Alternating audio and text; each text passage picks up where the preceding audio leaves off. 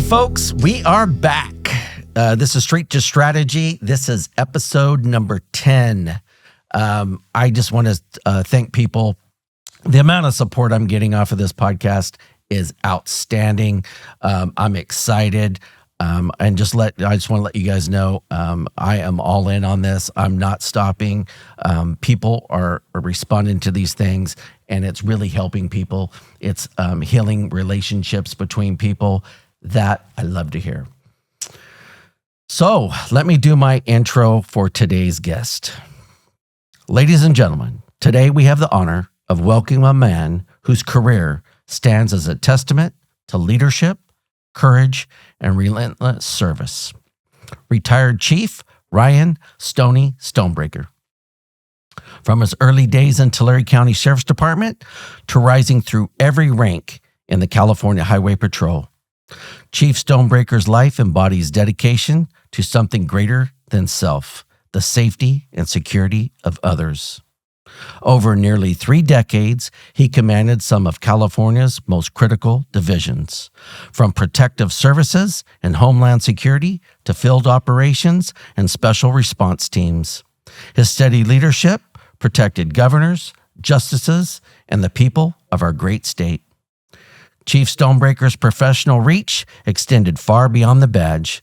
He served as director of California State Threat Assessment Center, collaborated with the FBI and Joint Terrorism Task Forces, and represented California on the national stage in matters of intelligence. Homeland security and crisis leadership are some of his divisions.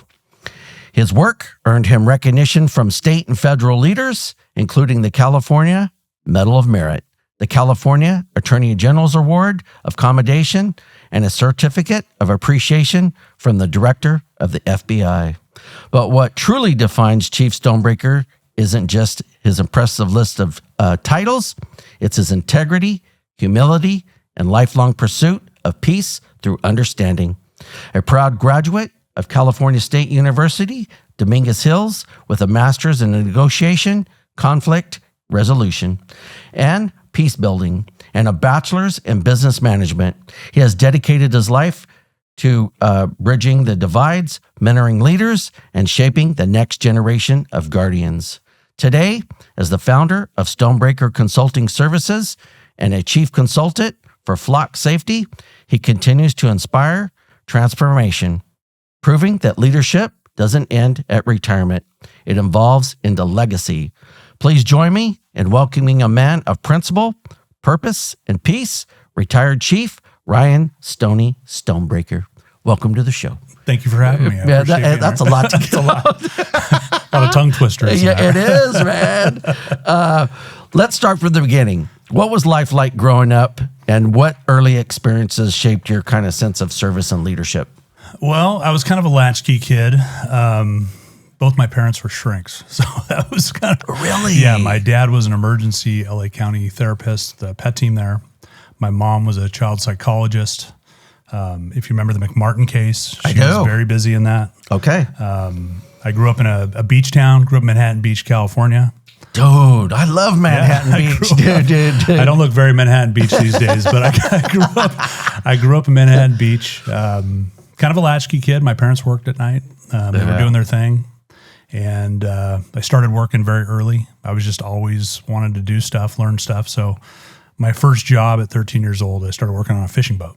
Okay. So I would skateboard in the middle of the night, go down to the fishing boat, and, just started working very young and worked all through high school. And very early on, I got into sports. I played rugby. I started playing rugby at 14 years old. And wow. My team that really shaped me. I started, by the time I was 16, my young team had folded, so I had to play men's rugby or leave rugby. But you were a big, I was dude, back then, you're a big kid, dude. Yeah. And dude, how did you get from Manhattan Beach to the armpit of California, dude? How'd that Affirmative action. Really? Yeah, affirmative action. So I could not get hired anywhere. Pasty white kid, redhead yourself. I had hair back then. Yeah. And I could not get a job. So my father owns a home, or used to own a home up in Camp Nelson. Okay. and I met the deputy up there, and I was like, man, you have the coolest job ever. I said, I really want to. Yeah. And so I signed up and ended up in Tulare County Jail. Is exactly what happened. At 21 years old. Yeah. Well, and I would tell you, by the time I came on, because I got hired in 97 at the sheriff's office, you were doing transport, and I was at Bob Wiley. Okay. Yeah, because I remember you would come transport the guys to the jail. Yeah. I mean, to court, right? Yeah. That's what. Okay. Was there a defining moment that led you toward a career in law enforcement? Yeah, there was a few. I mean, I was like, I wanted to work outside. I love the environment. I always loved helping people. And I've kind of since realized that I've always wanted to be involved in important things. I think that's why a lot of us go to it. Oh, yeah.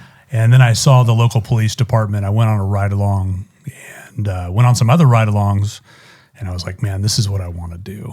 And I love every bit about it. Like I'm an organizational geek. I like learning about gangs. I've always liked learning about all these different things. But that's really what it was. Is I went on this ride along. Actually, it ended up in an internal investigation on the officer, and I became a witness. And so I went through that experience too. And he was all in the right, but it was a physical altercation. It was a domestic violence, and the officer did great. Like, he was an old guy. He actually reminded me of Robert Duvall in Colors. He's a great old guy, like this old school cop. And I'm like, wow, this is the coolest guy I've ever met. That's what I want to do. You know what's interesting is I went to I think it was interview and interrogation with a guy from Manhattan Beach, and he told me that city's like 3 square miles or something like that. Super small. But he's like, but there's a lot going on. Beach town, a lot of people come through. Correct. So there is crime. He was talking about a lot of burglaries, a lot of thefts. Who were your biggest influences or mentors during your early years? Man, there's a lot. Biggest mentors. I think Dominic Mena was a huge one. Oh, yeah.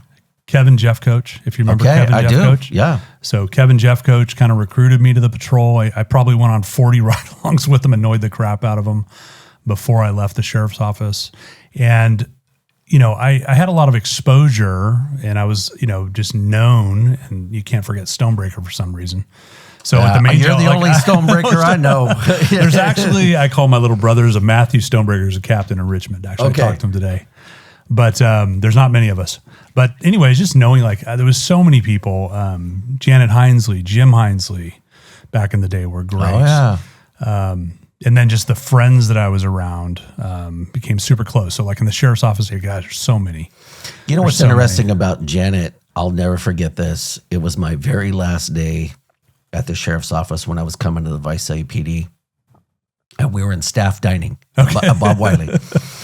And she walked up to me and she said, "Hey, I want to thank you for doing a good job. And I just want to let you know, door's alwa's open." She goes, "If you go over there, you don't like it," she goes, "you got a home here." Sure. And dude, that meant a lot because, there's not a lot of times when you're leaving, people are like, "Hey, there's the door. Don't let it hit you in the ass." Sure. And to hear that, and then obviously at the time it was Bill Whitman was the sheriff. He said the same stuff. Yeah. He's like, because he was VPD before he was the sheriff. Right. So he's like, "Hey, if you go over there and if it's not your thing," he's like, "Son, come on back." And that's cool. I will always remember that. Yeah. And she always had a lot of clarity. Like, she was just a good person. I remember we had some, critical incidents that we deal with even in county, some suicides and things like that. And she was just always the voice of reason. Yeah. Never panicking. Yeah. Just very I just really appreciated she was the that. first person I think I ever saw with stars as in the sheriff. Cause was she assistant sheriff assistant or sheriff, something like that? But yeah, she was super duper cool. Before you ever put on the uniform, what do you believe leadership meant, and how has that definition evolved?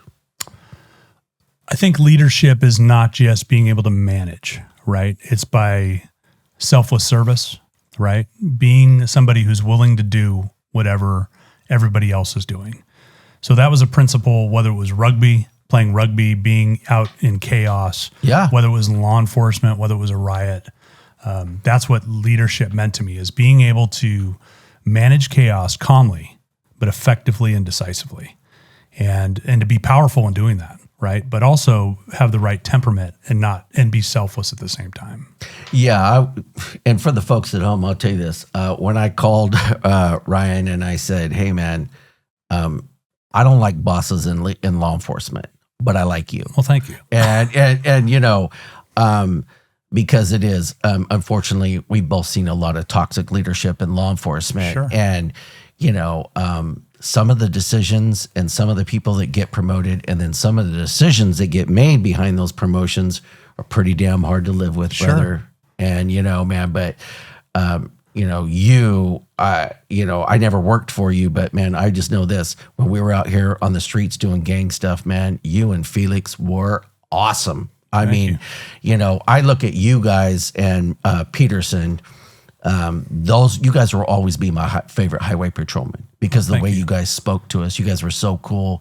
We looked at you, one of us. You know, that's the way I felt. Yeah, I just felt like one of the team. But we didn't get that from some of the other highway patrolmen. You know, it's like State Traffic Officer Smith. You know, it's like, come on, dude. You know, man, we're all on the same team here. Sure. But you guys, and I love the fact that Peterson's a lieutenant, man. Yeah, good for him. That is awesome. Yeah. You know, you began your law enforcement journey with the Tulare County Sheriff's Department. Proudly. Yeah. Proudly. Oh, yeah. What do you remember most about those early years? Man, it was such an incredible time. First of all, like the awareness of the incredible gangs that we would deal with. It was also in those bad meth days and the Clan Lab days. Oh, yeah. So we just get massive people, like very violent, a lot of heavy gangbangers that we would deal with, and then learning how to deal with those people, you know, and having a rapport to get things done in there. I also saw some weakness, right? I saw some deputies that were, you know, that were vulnerable to that. I tell you something, man, and I know we both seen deputies get walked off the facility, and, you know, saw some people get arrested for doing stupid stuff.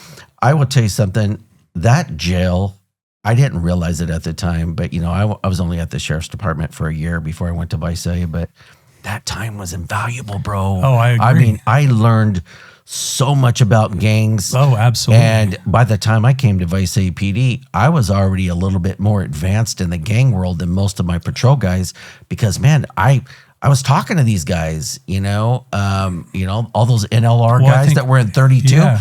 I was working graves, so I would sit there and chop it up.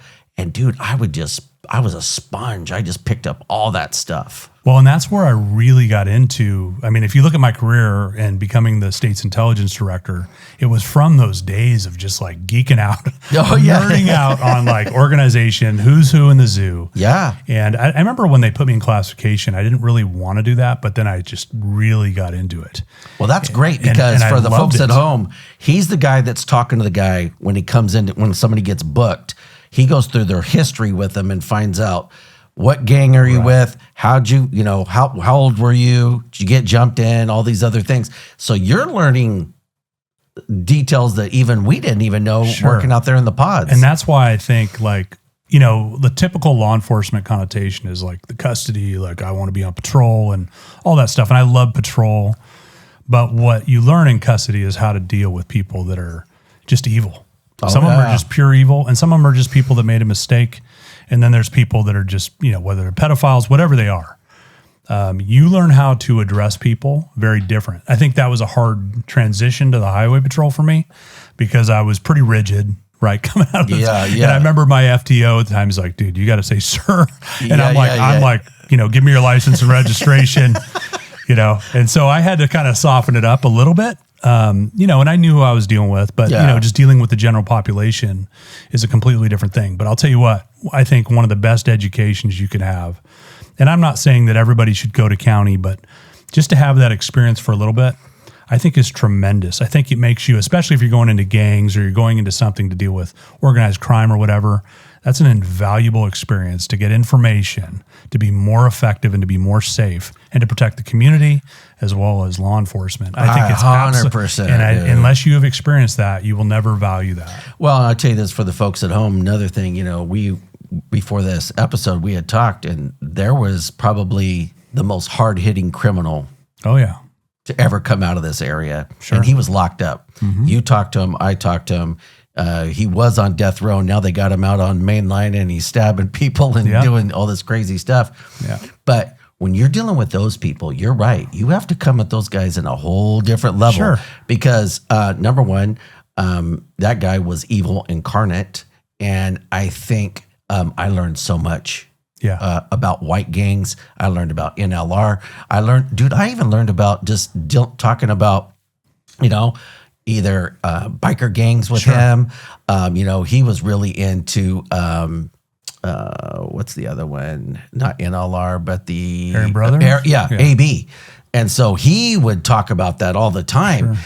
And I learned so much. So honestly, man, when I very first came to VPD, I had to tone it down because I was kind of like you, man. I was like, hey, man, I just came out of the jail and I don't take shit from nobody. Right. And, VPD, when I was in FTO, they called me and they're like, we're down with this shit. You need to kick it down a thou and chill out. Sure. You know what I mean? And you served in the detention division and even helped found the Rankin-Field Range. What lessons, those early assignments, what did they teach you about people, patience, and presence?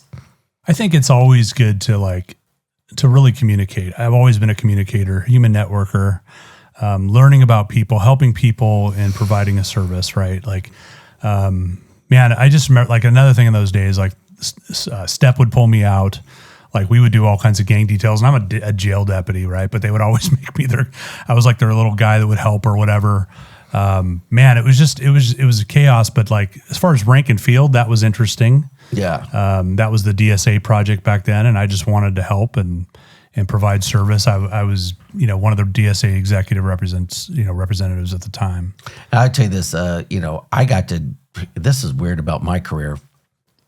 For 1 full year, me and another Vice PD dude, we got put on loan to TCSO. I reported to a TCSO sergeant, Kevin Cotton. Oh yeah. And so we're doing gang task force in Cutler, Rosie, Ivanhoe, Goshen. We're going South County, Early Mart, Pixley, Tipton, Teviston, all that. And I remember just going, dude, this was just about the coolest thing on the planet because we got to do so much cool stuff. Sure. And I look at those times and Kevin was obviously great. He was a great sergeant. But I got to see more of the county than most VPD cops because I got to get exposed to all these other things that these guys didn't get a chance to do. I love that. Especially coming back and then working for the patrol and coming back to the DA's office gang unit was just phenomenal because we were all friends. We all had different uniforms, but we worked together. We were able to use each other's policies to be as nimble as possible. We were always driving, by the way, California Highway Patrol. Well, the thing about I told Felix, and there's a lot of truth to this. We had to rob liquor stores to make what you guys make. Dude, you guys, and that's what's funny about the Highway Patrol. Great organization, but the pay, dude, is outstanding. And I tell you this, man, when I tried to get on with the Highway Patrol and they gave me the thanks, but no thanks, dude, it was a dagger to the heart, bro. Man. It was, because it took 2 years to go through that process. Oh, it took me years. Yeah, and I remember when they were like, the joke was when you were going to get hired. Yeah, and they were like, hey, we're going to drop you from Group A to get you down to Group C. And I remember my background investigator, I called him out and I was like, hey, bro, I got moved to Group C. When will I get to go to the academy? And he goes, let me call you back. About an hour later, he calls me back. He's like, come back in 3 years, dude. Oh, man. And dude, I'm telling you something, Stoney. It took forever. Dude, I was devastated. For years after that. Oh, man. I'd see a Highway Patrol car and it was, it hurt. But I realize now I ended up where I was supposed to be. Yeah. And, things happen for a reason. What did working inside the jail system teach you about human behavior and rehabilitation? I think one of the things I saw was I think one thing that cops do, and we get very used to this, is not looking at redemption. Yeah. Right. And as I get older and more mature, as a young cop, I was probably like, yeah, we'll see how this goes. Right. Well, most of the guys were reoffend. A lot of them, they just keep coming back or they would die. They reoffend. There's people that I've seen that have just made good things of themselves. Like, and I've seen that, and like, we didn't always see that. Yeah. You know what I mean? So what I also learned is that even though you're dealing with somebody who might be very dangerous, and maybe it's because I had shrink parents, I thoroughly enjoyed like talking to them, communicating with them, learning about them. Like, how did you get here? You know, how did you get here? Where are you going? You know, and some of them you knew it was terminal. They were going to the prison for the rest of their life or they're going to die. Yeah. Right. But that's what it taught me is like even if we don't agree on things, there's still a business rapport that happens. Even if there's a competition, people are still communicating. Yes. Whether it's just visibly or whether they're having that discussion and dialogue. And I learned a lot from those guys. I did, you know what too. I mean? Like, and I'm not going to discount that because like I said before, that's what really helped shape me and interest me later on is just learning how to learn about people and especially I was really interested in nefarious people. Yeah, and you know what? I was the same way. Like, it was just fascinating to me the way the different organizations were, how they would make things happen on the streets, how that would come in, like all those things. That's what really got me excited as a cop. Like, I just really wanted to get down in the weeds. I wasn't there just to do it. And in my career, I've always been like, if I'm going to do this, I'm 100% in. I'm gonna consume myself with this to almost a sick degree and I was to learn say, as much as I can. And it's smart because, you know, and I've trained cops, I know you have too, and I used to tell people, you got to go all in on this. How long did you do at the sheriff's office? I forgot. 4 years. Okay. 4 years. Yeah, okay. That's a good run. Yeah.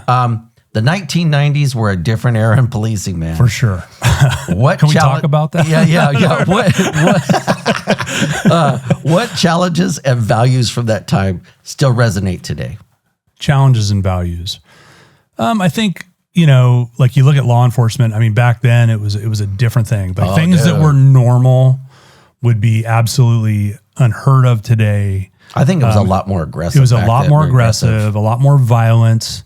Cops were like in the community were permitted to be more violent. Like you go down to LA County here, we were kind of behind that. We were in the Central Valley and it was still kind of the cowboy days, to be honest with you. Yeah.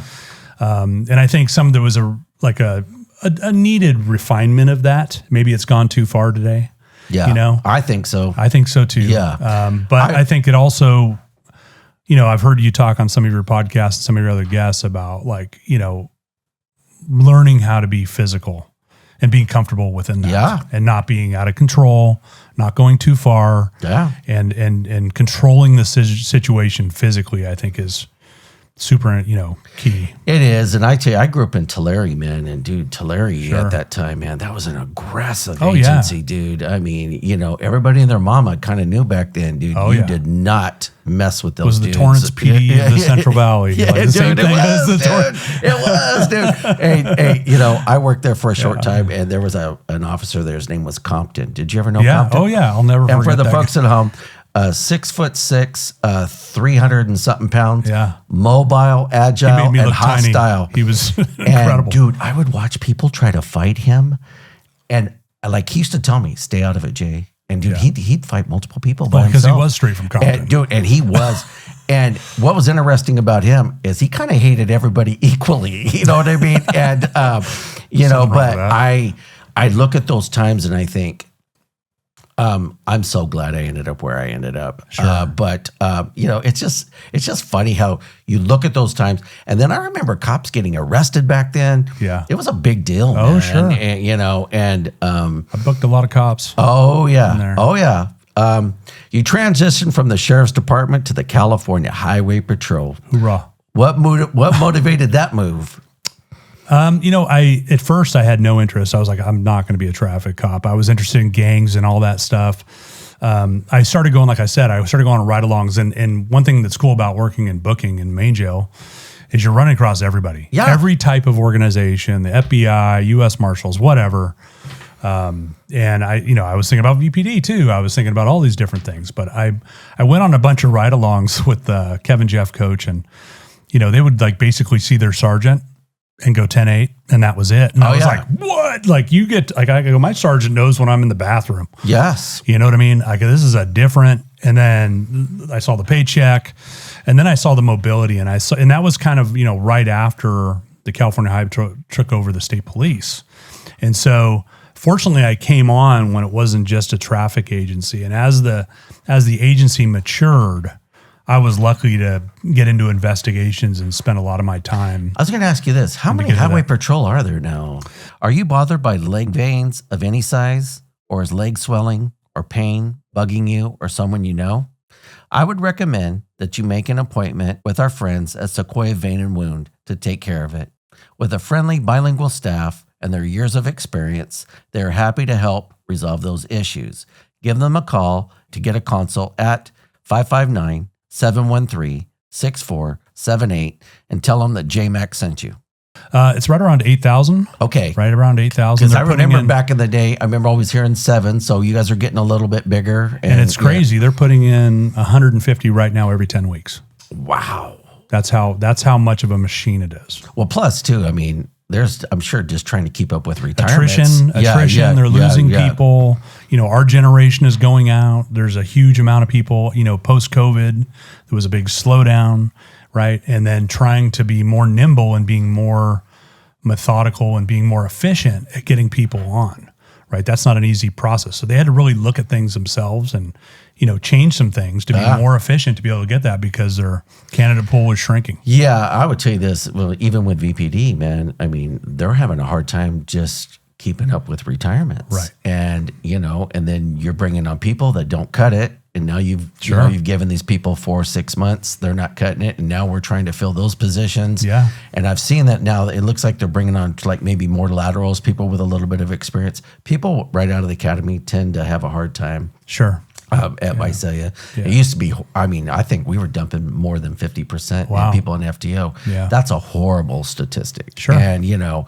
and I think this generation is different, right? Like, like you, big time. And if you take, you know, our generation's mentality to these youngsters, that also doesn't work. It doesn't. Right? You have to be more efficient. And I think that's one thing with the leadership of Chandri and the Highway Patrol and their training units. They really kind of like, how do we get these types of people through this process? And not just lowering standards. That's not what I'm talking about. But how, you know, they're more electronically minded than we are. They might not be as the best communicators like we are. Yeah. Maybe conflict averse. And how do we get that past that threshold to be better officers? Right? No, 100%. And you know what? You're right. Right about the time I was leaving, you know, and I retired the day I turned 50. You know what I mean? Too. So the day. Yeah, me that too. was my technical day. It was my birthday. Me too. Yeah, right. And so, interesting enough, I could already see this shift of the people that were coming on, and it was way different than us. Right. And I just remember thinking, in fact, you know, they called me and they're like, "Hey, man, what's the problem?" And I said, "No problem, man. 25 years, it was a good run. And hey, man, I'm not mad at anybody. I'm just going to go bet on me. I'm going to go do something different." And, but I mean, even now, I mean, right when we pulled up for the folks at home, we're in a building and VPD's doing a bunch of training. Just coincidentally. I know. And I walked over there, dude, I only know like 3 guys. The rest of these people, I have no clue who they are. Right. But it's this big revolving door. Sure. And it's self-replicating. And, you know, I've only been gone for 5 years. Yeah. And I mean, I see these guys driving around. I don't even know anybody anymore, hardly, you know. Talk about those early assignments like Blythe, Ventura, Porterville, Visalia. What stands out most? They were all very interesting and very different. The middle of the desert was bizarre. Yeah. You would deal with, you know, everything from, you know, stolen cars coming across the border. Horrific traffic collisions. Yeah, because out in the middle of nowhere. We always had, like, before our first phase FTO, we had like a couple limbo days where you're just kind of on a ride along. My second limbo day was 2 fatalities. and just like, I'm like, okay, this is different. Like, I gotta draw things and diagrams and things, which I'm probably not the best at. But that was an interesting, and it was basically me and my classmate on Graveyard as soon as we got FTO. Wow. For like hundreds and hundreds of miles, and we're like, you would see the weirdest things, rollovers that happened hours before. You know, I found a guy on a quad runner who crashed out in the middle of the desert, and he'd been gone for 7 hours. He was alive, and I can't get the patrol car out there. There's no medic coming. Wow. You know, or getting in a fight, like one of this crazy call I had there, and luckily it was by Chuckawalla Prison. But this trucker was methed out, and he was standing on the gas tank of the truck. going down the highway, and he was throwing his clothes off, and he'd shaved the front of his head, and it was sticking up. And there's nobody there. Like, it was me and my 60-year-old lieutenant, who's former Tulare PD, believe it or not. Wow. And he's on his last, like, they're kicking him out. What was his name? I think it was, it's not coming to me. It'll come to me later, of course, because that's been hitting the head too many times playing rugby. but we're out there, and Mick Charlton. Okay. Old school. And so he's out there, and it's just me and him, and I'm wrestling this tweaked out monster. Thank God I had a lot of that in the county jail. I was used to it, but I'm like, I'm going to kill you. And fortunately, some big COs came over and helped me. But there's a picture of it. This guy sticking his tongue out, like meth marks all over his face. But I'm like, I'm gonna shot the guy because he's driving. But anyways, that's just one of many of my stories. But Porterville was, Ventura was interesting because I wanted to get a flavor of the city. Well, in Ventura, I love that area. It's beautiful. You know what I mean? I got a buddy, Mestis, our old chief, they lived in Simi Valley. Yeah. So I would go down there and stay at her place sometimes. But yeah, that whole like Simi Valley, Ventura, Point Wainimi, all that whole area. And back then, Simi Valley, now it's a separate office. It's called Moore Park. But I would go work out there at night because I was junior. They would send us all the way out there. Ventura was interesting. Huge HA, Hells Angels area back then. A lot of gnarly crashes. A lot of movie details too. So we had a lot, like for some reason, the Ventura office, like you could spend your days off working movie details. Had some interesting conflicts with supervisors, and that's kind of when it started happening. Yeah. For me, and kind of give me a change. I had a supervisor break into my locker. Oh, wow. And I actually had a ride along from Tulare County at the time. And I remember going on patrol, and they're like, he's like, did you work this movie detail? And I'm like, I don't remember. He was like, did you know where the keys to this car is? And I'm like, I don't know what you're talking about. Right. Well, he didn't know I was a DSA exec and had been PORAC trained and a defense rep and all that stuff. So anyways, I'm like, I'm uncomfortable. I don't know what you're talking about. So anyways, he admitted to breaking into my locker and looking for the folks at home, that's major illegal. right. So I write this beautiful memo. Right. And I'm like, per 3309.5 of the California Government Code, I want to be treated like every other officer, blah, blah, blah, blah, blah, in the state of California. Right. And somehow I got sent to Porterville. So I went to Porterville. It was great. It was great. Yeah. And they didn't like that. I guess they had heard down the road. And then there too, like I had some good supervisors, but I had some particularly bad ones. And then I was kind of in that, for me, that had been about 7 years by that point. And I was like, man, I don't know if I want to do this.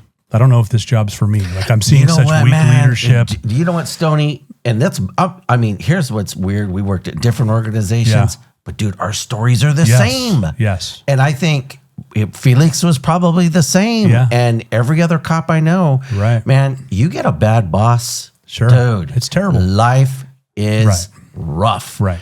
And I worked with some guys, man, on a scale from 1 to 10, I got to give them a 2 because I never saw one, dude. They were horrible, dude. Well, that's what inspired me, right? Yeah. That's when I said, I'm going back to school, but I actually went to school to get a business degree because I'm thinking maybe I'll go into business. Yeah.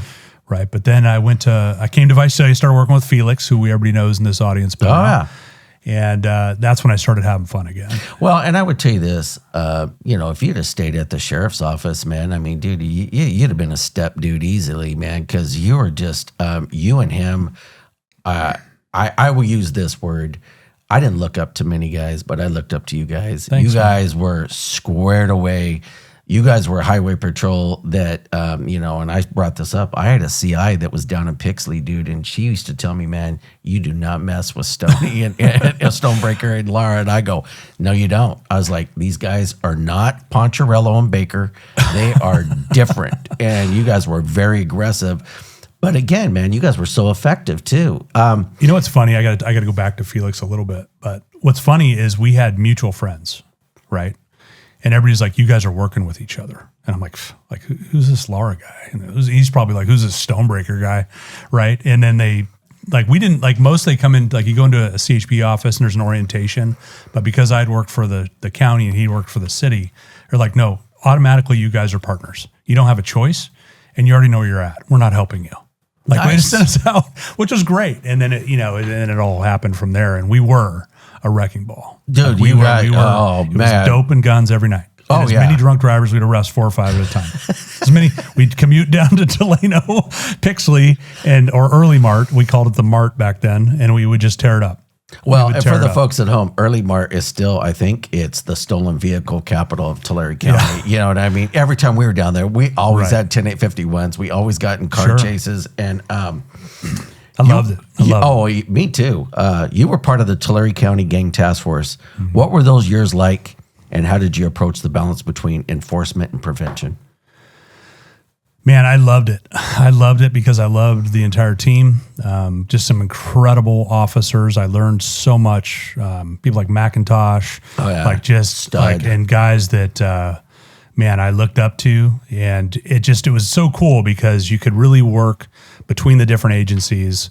Once again, using those skills that I developed and got better at over time, how to combat crime, how to deal with an organization, how to, incarcerate them if need be, deal with whatever that problem is. And usually there was something happening on the streets which was terrible. Oh, yeah. That we had to kind of address. And being able to go out there and actually effectually, affect that was super powerful. And it was like, this is what I want to do. Yeah, I totally agree with you. We would go work in Tulare. Well, that was my hometown, dude. So when we got pursuits in Tulare, I know it like the back of my hand. Right. And then before I knew it, I just didn't know Visalia and Tulare. Then I started to learn Porterville. Yeah. Then I started to learn, all these little small towns. Right. And, like any time, hey, there's a pursuit, we would be in Visalia. Oh, yeah, they're heading towards Goshen. Man, we knew right where to go. Right. Or they're heading towards Exeter. Nobody had to go, hey, where's the map? No. We already knew where to go, man. And, and it made us just that much better. And we were effective, man. At what point did you realize you were meant to lead, not just to follow, but shape the direction of your department? Because I can tell you this, I think even when I met you, when you were doing a transport, you were a leader back then. I remember watching you around those other guys that you were working with. You were head and shoulders, bro, about those guys. It really was. I was inspired by, I have expectations for myself. Right? Like when you're dealing with crime and life or death situations, you take it on seriously. Big time. And when you see leaders that are not doing their best, then it's like, do as I say, not as I do, right? Piss me the hell off. Big time. Right? And so that's really what inspired me. And I never, I loved working graveyard. I loved being on the streets. I loved it. And through the career and then, with education as well, I became kind of the conflict guy, whether it was an internal conflict, whether it was a political conflict, corruption, counterterrorism, whatever it was, I wanted to dive right in. And so, I never saw myself retiring as a chief. Yeah. I never saw myself going to that level. But when you are successful and you're dealing with situations that are pretty challenging, whether it's there was one case that I was involved in that was a task force for 4 years. That was a corruption case, so challenging. That was a long, and it wasn't just the case, but it was like, what do you do with the people in there? What do you do? How do you take care of your folks? And learning all that, and just being a selfless heart. I never made it about me. If you talk to most of the people that work for me on there, you can never be a chief and everybody love you, right? That's just not the case because there's people that need to be fired. Let's face it. Oh, there's people that go across that line, and there's no, you got to deal with it. Doesn't mean I didn't care about them. Well, I would tell you this. Do you remember this? You probably remember this. We were in gang task force, 30 grand. Ended up missing out of the Visalia. Remember, somebody broke into the evidence locker and took 30 G's. Yep. And even back then, I remember we all kind of had a feeling who it was. Sure. But some other guys got blamed, and good people, man, and they had nothing to do with it. And finally. Right. That dirtbag ended up getting ran out. Yeah. But, dude, I remember watching that, and it wasn't my organization, but it just pissed all of us off because I just saw people getting treated horrible. Right. They're pulling people's trash cans, doing trash dumps. Right. And, and it was just horrible, man. And, and finally when that dude ended up getting busted, we were like, thank God. Right. And you wouldn't believe, I remember when he got busted, we were all thinking, how does somebody working for the highway patrol making that type of money give all that up? give all that up for a lousy $30K. And that's one thing that it's never easy to take that. Like when people go sideways, and people do in all professions. Yeah. I mean, it's a But there's something about us. There's something about it. There's something about law enforcement. When we see a dude get arrested or we see something shady, it's a whole different ballgame, bro. You're just like, it's terrible. Why? It's almost a slap in our face much as it is to the public. Because it's like, dude, we love you like a brother, dude. And what the hell are you doing, man? You know? And that stuff like never... And I did 2 stints in internal affairs. Never like didn't shock me, like just the terrible things. And I get it. There's people that make terrible mistakes, Big time. but then there's people that do things and take advantage of the job. And you don't know, like, did they get there? Were they like that before they got on the job, or did the job turn them into a monster? I was going to say, man, I've seen this job. I was going to say, we've both seen this job take people and turn them inside out. Sure. And, I am so thankful that I got to do such a long career. But I think we both got to do this. We both got to learn what not to do by watching other people, right? It's the best learning situation. It is, dude. And, I would see these people get canned. And, I remember just going, VPD, we kind of do it a certain way. But, our gas pumps are right outside of our back door. Right. And so you would see a guy walk out the back door and he would have no badge and no gun, wearing a uniform. That's terrible. And so, he just got jobbed. And so I'd be like, it's shocking. Yeah. And so they come over and I'd be like, hey man, what's up, brother? And I remember one guy's like, yeah, bro, I was late like 6 times like last month. And I'm like, he's like, I have sleep apnea and I don't wake up with my alarm. I go, for this type of job, you set 15 alarm clocks if you got to. You do what you got to do. But it's sad because when you see it, you're just like, dude, come on, man. And, then obviously we saw a lot more egregious stuff. But how did your experience in internal affairs change your perspective on accountability and integrity in policing? Well, it's kind of interesting. CHP, because it's such a large organization, the first place I started was I was an officer in the internal affairs analysis unit, which was, I had, spent a lot of training. I was a, defense rep. I'd had all that experience. In the analysis unit, you're actually looking at these investigations. And so I look at it like a defense rep. And what was cool about that is they're looking to see, is it a witch hunt? Are they protecting this individual? And looking at all the legal, because you had more experience. So it was like a full-time rep job in a way. And so what you did is you actually got a critical eye at these investigations. And some of them were incredibly complex. Like some of them were horrible. So, you have an organization that big with 8,000 people at all levels. Like what, you don't always know is what's happening at the chief level. You don't. Yeah. And I saw that too. And then I saw the witch hunts and I saw all that. And when he said, for the folks at home, when he's talking about witch hunts, it is. I've seen IAs happen because somebody got on the bad side of a supervisor and now they almost fabricate things or they take things out of a context. And next thing you know, they are totally trying to crucify somebody for the smallest things. I had some years there, man, where, I got written up sometimes. And, what I would always do is, man, they would, Jay, did you do this? Yep, I did it. Right. And, did I get written up? Yeah, but guess what? I kept my job because in law enforcement, folks, if you lie, you die. And that's the key. And then you look for the meat. Does it have the meat and potatoes or does it not? Yeah. Right. Like plain and simple. I'm not looking at this politically. It is what it is. And then I went to be a field supervisor and then I came back to work investigations full time. So you came back as a sergeant? I came back. I promoted as a sergeant out of there. Went to Crescent City, the farthest northwest tip of up there in Oregon, basically. What's the prison Pelican up there? Bay. Oh, Pelican Bay. Yeah. So you deal with those, would arrest a lot of those guys. Terrible. Weird, really strange office. And then came back to internal affairs. I'm like, I don't want to raise my kids there. That's Timbuktu. It's like Pelican Bay is the biggest thing up there. And then came back, and then I worked investigations full time. But there's only, believe it or not, so each of these offices can do their own internal investigations. The divisions, all the 9 divisions of the field divisions, can do their own as well. So as a CHP internal investigation team, they're doing external investigations too, which I liked even more. So it could be corrections, it could be CAL FIRE, and you're doing criminals, right? So you're doing huge investigations, super complex. Some of them took years. Yeah. Some of them were, or high-ranking people. That taught me a lot. That was a big exposure to me.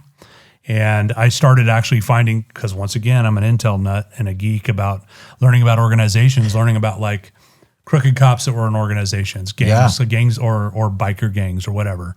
I started getting into that and started kind of like looking at how different organizations deal with that. And then just weird conflict of interest, corruption type stuff too. Oh, yeah. I found that interesting as well. I will tell you this, man. I mean, I've often said this. I think the Highway Patrol does it better than most organizations. I think it's probably, I said this to Felix and I'll say it to you. I think it is the most professional organization in the state of California, hands down. Higher caliber people, very good equipment, obviously great pay. But man, when I would see a Highway Patrol do something stupid, it would just baffle me because I'm like, dude, you hit the lottery getting this job and you're throwing it away for something so stupid. Right. And well, I think one of the things to add a little bit to that is that the organization is monstrous, the biggest state police organization in the country. So how do you manage that? How do you culture all that? How do you 109 offices, 109 police stations. How do you get those people to be the same? Change is super slow. Yeah. So it's not, all like I deal with state police across the country with Flock. And I can tell you it's very challenging for these states to do that. What the California Highway Patrol is doing and the commissioners now is there's meeting with all these different supervisors and talking about expectations. Not just him, but his whole team. Yeah. Going out, because it's such a difficult thing to do. Oh, yeah. When you have that much territory to deal with. Well, yeah, the state's massive. It's massive. Yeah, and here's the thing. Highway Patrol, that's a bureaucracy is what that is. You've led at every level. Sergeant, lieutenant, captain, assistant chief, chief. Mm-hmm. What core leadership principles guided you through those transitions? Once again, above self, right? Not making it about you, not being a narcissist. How many narcissist leaders have you seen? Dude, it's not about me. Dude. Too many. Right. It's about right. And that there's a real potential for that when people become leaders, and you can see right away if they're self-absorbed. I remember I had a chief down here one point. He wasn't assigned to here, but I'll never forget him. He goes, "I'll put my reputation against anybody's here," and I'm like, "I'm just a graveyard cop. Like, what do I know?" You know what I mean? But that kind of leadership, really, I had a disdain for that, and so for me, like caring about your people. I don't care who you are. I don't care if you're the janitor. I'm going to take my time to talk to you and learn about you, because we're all one team, right? Big time. And some people don't like that, but that's the way I've always been. It's not about me. It's about caring for your people. Right. And then using that as a team to be collaborative. To this day, do I have chiefs that call me? Yeah. You know who calls me the most? I get officers calling me. Yeah. To this day. Because I don't feel any different. I put my pants on like anybody else. I'm not special. Right. But leading from the front. What I was really horrible at, Jay, was being in the command post. I was never a command post guy. Yeah. And you want to get out there. You want to be in it. Yeah. You want to be in it. Riot gear. Till the day I retired. I carried my riot gear, my turtle suit to the day I retire. And you know what? If my guys were apprehensive at a crowd, I'll go in first. I would tell you something. You know what's interesting? I know it's like, dude, we had supervisors that would physically almost act like they wanted to attack you. I had some, and I've used some very choice language with some supervisors. And there's just guys to this day, man, I think Rick Haskell, I think he did a good job. Brian Winter, he's another good guys, outstanding leaders. But man, there's some guys, dude. I run into these guys in restaurants. I wouldn't even lower myself to go over there and talk to these guys because they were so horrible to us. Right. And I hate that because it's truly what inspired me, man. Yeah, that very thing. And I will tell you something, man. And I love that you made it to that level. How did you build trust within the department, especially during the times of like crisis and controversy? I think being calm and collected, being methodical, not panicking. I'm like, I'll never be a pants shitter. You know what I mean? Well, also too, everyone's going to take their cue from you being the leader. Right. So if you're freaking out, everybody else is going to freak out. And so like I've had those experiences where supervisors and managers are on fire, out of control, coming up to those are like Felix and our incident, which you've talked about. The end of that, a supervisor not from this area, had no idea what happened, comes in there completely out of control. He's like, here, take the log. I'm like, you're taking the log. I go, have you seen my car? Right? Like, who are you? And I was so pissed at that. Yeah. Right? Probably too pissed at that. Right? And it was probably inappropriate for me to say what I said, but I just been through what we'd been through. Well, yeah, you know what? Getting shot at will change your perspective. Right. Yeah. And because of that, it's one thing if you have an active incident and you got to be methodical and precise in what you're doing. Yeah. But when it's over, it's time to slow down. It's time to take care of your people. It's time to check on their well-being. 100%. And so that wasn't done for me. You know what I mean? And so, or Felix, it was just out of control. And not that our Visalia team was great. Our commander was great at the time. Everybody was wonderful to us. But watching that out of control, what did you do there? You just exacerbated a terrible situation. Yeah. You didn't provide any benefit to the public. You didn't provide any benefit to me. You didn't help the situation. You were out of control. And so no matter how chaotic it was, right, to me, I would try to be calm and methodical. Doesn't mean I wouldn't yell at you. Doesn't mean that, hey, if we're on a line and there's a protest coming, you're going to know I mean business, including the people that I'm dealing with on the other side of it. Well, and I would tell you this, man, me and you've both been in tons of critical incidents. Sure. And I've said this to some supervisors. Hey, man, I didn't make this shit happen, right? I'm coming in. I'm trying to fix this. I can control me. I can't control what the crook's going to do, right?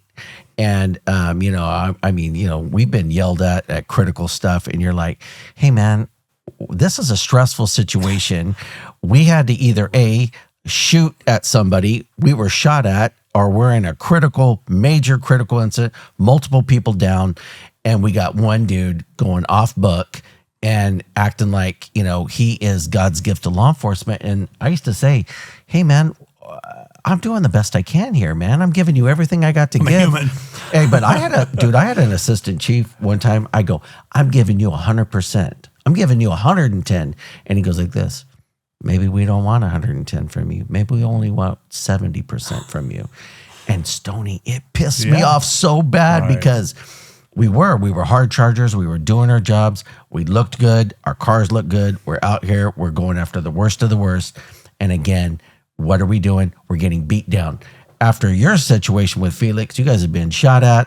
Like he talked about, I was going to ask you how that felt when the bullet skipped up over the windshield over your face. So I found out later on, I think Felix said there was 2 rounds in the car. There was a lot of rounds in the car, all in the radiator housing. But what it did is it skipped off the front of the car, and then I literally heard it hit right in front of my face. Jesus. It's definitely a transformative experience.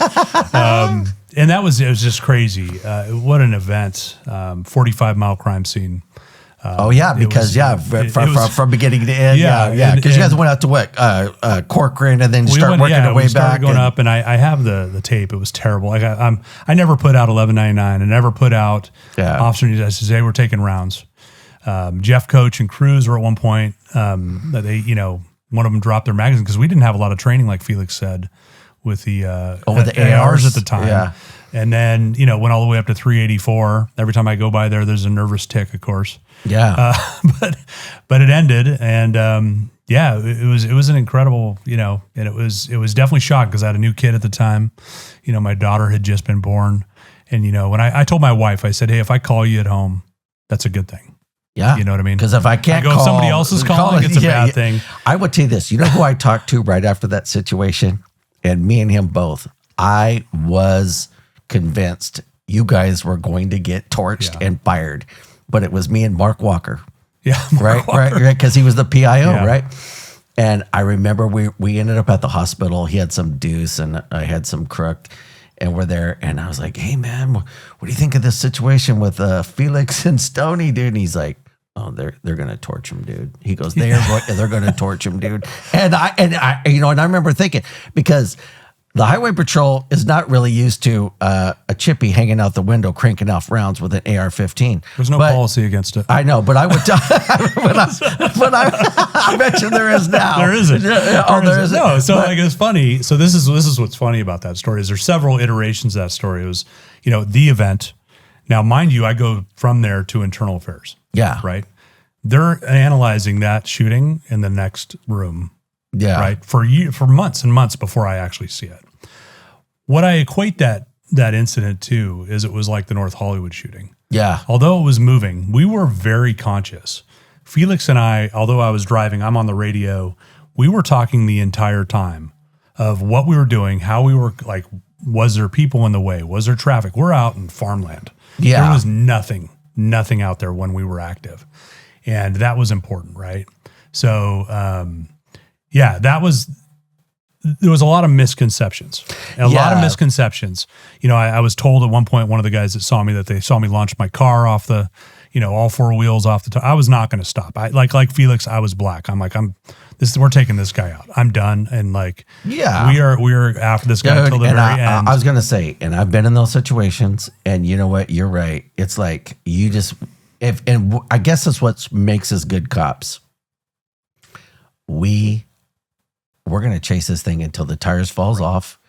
And, right after, it was right about that time, we started calling off pursuits. And dude, it used to drive me nuts, right? And for the folks at home, for a long time, man, we would chase things all over the place. That doesn't happen now. Right. And, because it's a danger to the public. It's a danger to us. But what I tell people is it just doesn't happen. Highway patrol's different. You guys still chase people till the tires fall off. And so a lot of agencies, if they are in a pursuit, you can hear them over the air, see if the highway patrol's available so they can take primary. Right. And then I've had you guys take primary in the suits. We fall back. And then now we're, following you guys. But it's crazy. What I want to add to that before I forget, because I'll forget I'm getting older. Yeah. So later on, I read that investigation. The sergeant who actually did part of the analysis and investigation ended up retiring. And she had no idea I was that same guy that was involved in it. And I said, what do you think? I go, do you think this wasn't the LA freeways where we were out in the, orange orchards in the middle of nowhere. They had no concept of that, the way it was written. And so they did look at, do we have people not shoot out of cars? But in that situation, I think we did it right. I do too. We were hiding behind the engine block. We're driving, like Felix said, it was an accordion. And the whole time we were very conscious of what we were doing. We were not reckless at all. And it actually pissed me off that the investigation wasn't that in depth to be able to provide that perspective of where we were at and how conscious we were. And this guy was actively trying to kill other people. Oh yeah. It wasn't like, this thing was just happening. He was literally trying to kill people on the 99. But yeah, that was kind of interesting. And you know what's interesting? People don't even hardly know this story. And, I've told this story, a million more times. And, Felix, he's very humble, and he's like, I don't want to talk about this stuff, Jay. But I told him, I said, this story is urban legend. And I go, let's just clear up all the misconceptions. And I thought he did a really great job. Right. You guys, that story is awesome. And I love to get the perspective how you're right, man. I think when IAs are happening, I just think sometimes it's subjective. And I think that people are looking at it certain ways. And I've had some where like, hey, great job. And I've had other ones like, you're lucky we don't fire your ass. And, you're just like, dude, we're out here putting So what are the alternatives to let some guy who's murdering people and jump out of his car and shooting at people? Yeah. Well, I would tell you something that when we got in the Boucher thing that day, when Grant clipped him with that 53, dude, that was probably one of the most intense things I've ever seen. Oh, yeah. And, I remember thinking, I thought everybody there was a total hero, man. And, but it's just interesting to see how some bosses perceive it. You manage divisions with hundreds of personnels. How did you stay grounded and connected to the frontline guys? Because I think a lot of bosses in this day and age don't. Well, throughout my management time, like captain and beyond, I was always part of the special response team, right? And the team hadn't been deployed in years when I took it over. And then fast forward, I think I probably spent 200 days easy just doing SRT, just because the times had changed, different. Well, plus after Floyd, I saw you guys. Yeah, you guys George were Floyd, you guys were busy. And the campfire, different riots, Meserly, like all these things in the Bear. We would go to Oakland all the time. I always like that principle, leaders eat last. Yeah. Big time. So leaders eat last. So every time we would go eat, I would eat last. And I would sit with not just the management team, but I'll go sit with the newest cops. Yeah. Right. And spend time with them, see what their concerns are, see if they're, looking at them not just like as a boss, but see how they're interpreting things. And even going in there and like at the very end, I'm like, if you guys don't like what you're seeing, you're the next leaders. Yeah. I go, they're the best leaders in this room are in this room. They're not the people above you. The people that I work with tactically are the people that are the best leaders that I've met in the Hive Patrol. And those guys are now continuing on as leaders because they were, I'm like, if you don't like what you're seeing, we need you. Yeah, I would tell you this, man. It's so true, man. I told a couple bosses, man, I just said, bro, don't be a boss. Be a leader, man. Right?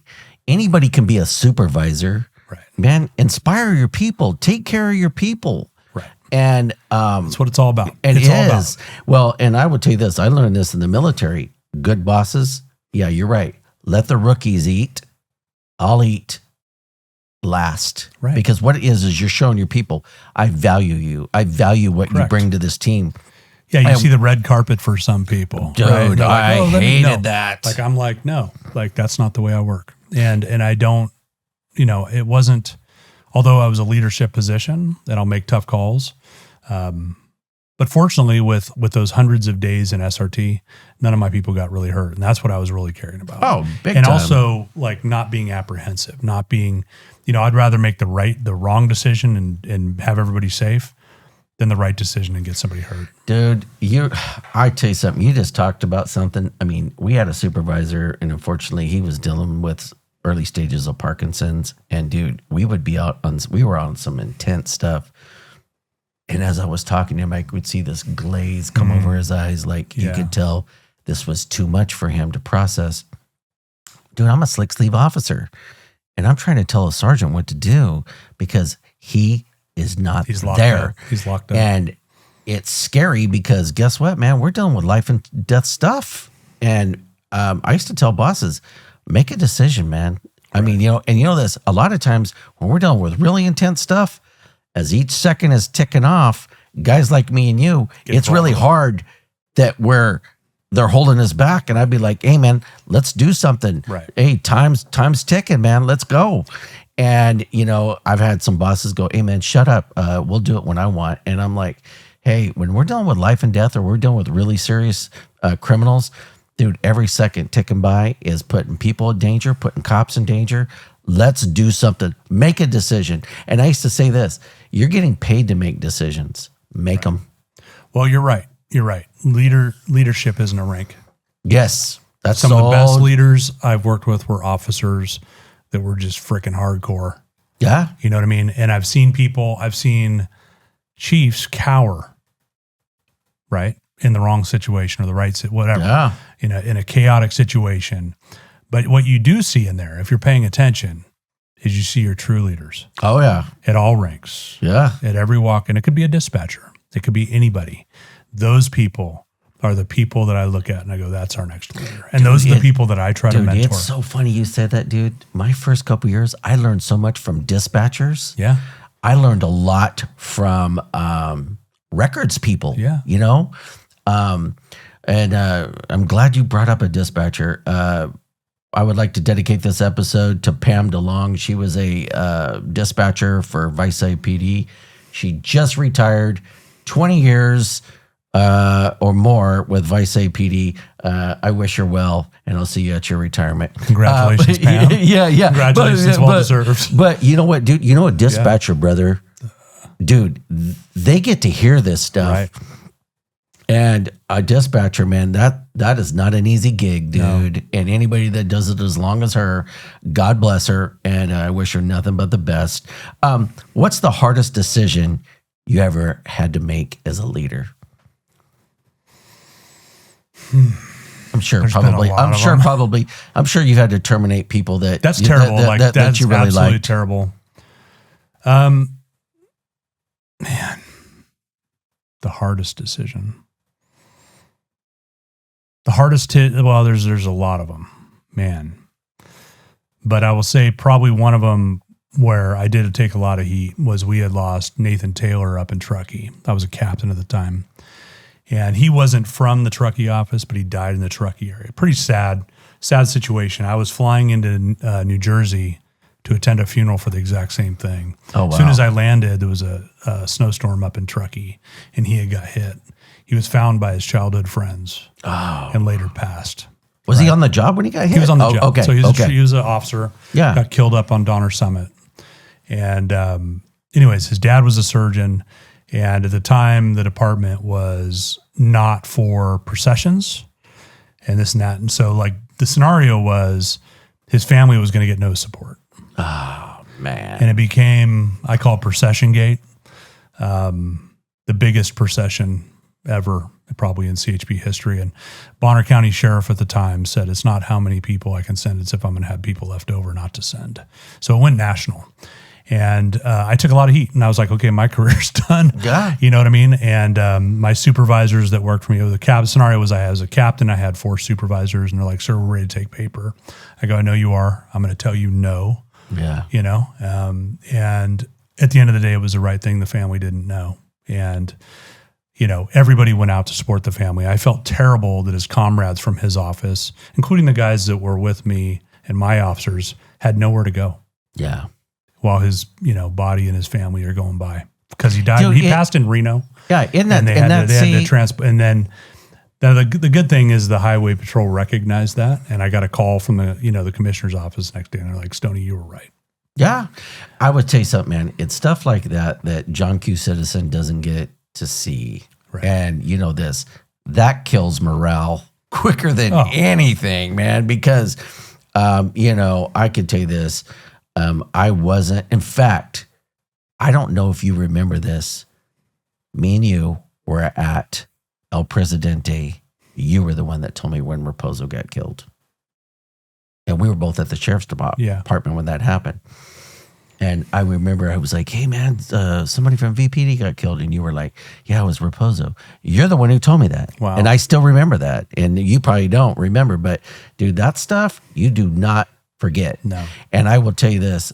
One thing about VPD, I think that there's been a lot of good support from that.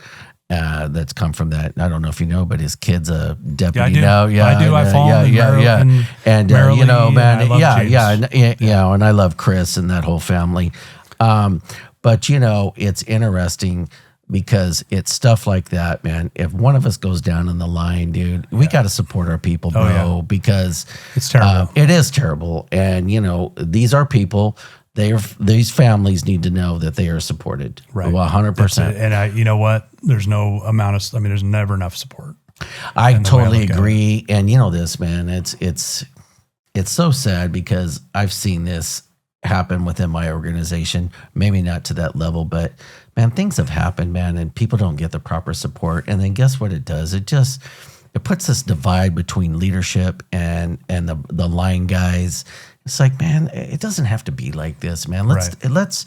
I tell you who I just talked to. We didn't talk in person, but we were texting over Instagram. Brian Smith. Yeah. Okay. And I told him he's a great guy. Yeah, dude, great. And he was a chief with the Highway Patrol. Yep. He's now retired. But I go, I don't like bosses, but I like you. And you know what he told me? He told me that he wrote an article that ended up in Police One talking about that very thing, how we should be treating our people better. Right. And I think a lot of leaders lose that. Like, I mean, if you have a dysfunctional organization, I mean, you can tie into, I was listening to your last guest and he said it right, is that you can see a culture of an organization and the things that happen that are incorrect or, bad to the public. And it starts at the culture. I mean, there's things that are going to happen. Police work is messy, right? There's a lot of gray and there's messy and there's accidents and there's terrible things that happen. Yes. But the culture of an organization is very noticeable from the outside. Big time. Yeah. It's so true. And I can tell you this, man, the one thing I can obviously say, I think in this area, I think Vice does it pretty damn good. There are no utopias in law enforcement. That's for sure. Because you're right. We're dealing with people. People are unpredictable. Things happen. I just think we should be treating our people the best that we can. I agree. And I think that does not happen at a lot of organizations, and it really disappoints me. Well, and you can see, there's leaders, like delivery is so important. Yes. Like there's some things that are terrible as a leader you need to present. Yes. Right? And that delivery, I remember there was one thing that I was dealing with, and this was a primarily civilian command, and this one leader goes in there, or manager, I'll call him, and goes in there and just spins up the whole crew. Like they're fired up. Yeah. I deliver the same message, and I'm like, look, this is terrible. I'm really sorry I have to tell you this, but this is coming down from the state of California. I don't have any control of this. How can I help you? Right? The delivery, it's the same message. Yeah. But not just, this is what we're doing. Right. You know what? And it's everything. I've always hated this. I hate that people get promoted and then next thing you know, they want to dump on the people below them. I've always hated that. And so I love to hear this when we have somebody like you who made it to the level you did, and you're going out there trying to treat people well. Right. And, but I got to believe this is part of your upbringing, but also due to your time at the sheriff's office, you see things that happen. It's like, hey, we're not going to do that again. Let's do the right thing, and let's treat people with dignity and respect. And then I brought this up at my last episode. I don't know why most supervisors want to supervise out of fear and intimidation. Right. Where does that come from? I do not know. I do not know. I would find a weakness. You know what I mean? And unfortunately it happens a lot. It happens a lot for whatever reason. People get into positions of power, politicians, big time, law enforcement, fire chiefs, whatever. And they're just not good leaders. Like you said, they're managers with an axe to grind. Well, also too, I just think, and I think the higher that you go, I think it really starts to show people's true intentions, or it shows their heart. Correct. If they're bad people, 9 times out of 10, it gets shown. And how do you handle criticism, both from within the department and from the public? Well, sometimes I've had times where I haven't dealt with it great, and there's been times that I've just been, I'm certainly an imperfect person. Yeah. Humbleness, right? Yes. And sometimes like there's criticism no matter what. 100%. Right. When you're in leadership and you're managing, a division or dealing with people, a lot of people have criticism because of envy, or people they're unknowledgeable of law enforcement. Like you hear that a lot in community feedback, right? They don't understand that there's an investigations happening. We can't just talk about it. Oh yeah. Because we don't want to jeopardize the investigation, right? Those sorts of things. I think criticism is a great thing. And as long as it's healthy. Yeah. And then, like the trolls and those kind of folks, I just don't care about them. I mean, it's not my business what people think about me. Obviously, you can never make everybody happy. Sure. And, I just like the fact, it seems to me, listening to you, and, obviously I have a ton of respect for you, but also just knowing how you are, I love the fact that you're about the people. And I think that's what it has to be, because when it's not, I just think it becomes this mess. And, we've both worked for people that, I was like, I don't want to have anything to do with you. And, and that's sad, man. It shouldn't be that way. Right. Let's talk about your time directing the California State Assessment Center. That is a position few people ever fully understand. What was the mission there? Well, fusion centers are really interesting. So post 9/11, right? The federal government's basically said, we're not doing enough to counter terrorism, all threats, all hazard, all crimes. Yeah. Right. And I always, from coming from the gang world, and I was doing some corruption cases at the time, and they're like, we got to figure out where to put you, Stoney. How's counterterrorism? I'm like, wow, that's a big word. Really? So I always wanted to get into protective services, which that division at the time, there was a state security division and a protective services division. I didn't know much about fusion centers when I got there. And what I learned is it is not just the mission, but even more difficult is because as the State Threat Assessment Center director, you're the State Threat Assessment Director, not the California Highway Patrol. You work for the Highway Patrol. But actually later on, I was getting paid. The Highway Patrol was getting contract to have me there. I was getting paid by Cal OES. Wow. Right. They wanted me to stay there. I dealt with a lot of crazy things there, things that went all the way up to the White House.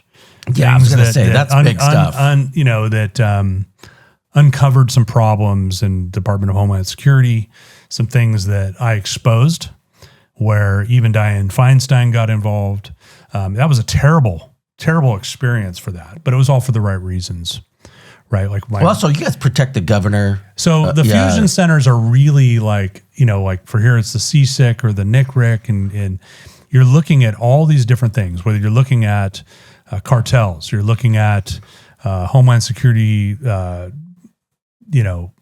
tactical intelligence. And the State Threat Assessment Center primarily job is to look at phenomena, to strategic intelligence. You're looking at what is happening with drug trafficking or human trafficking.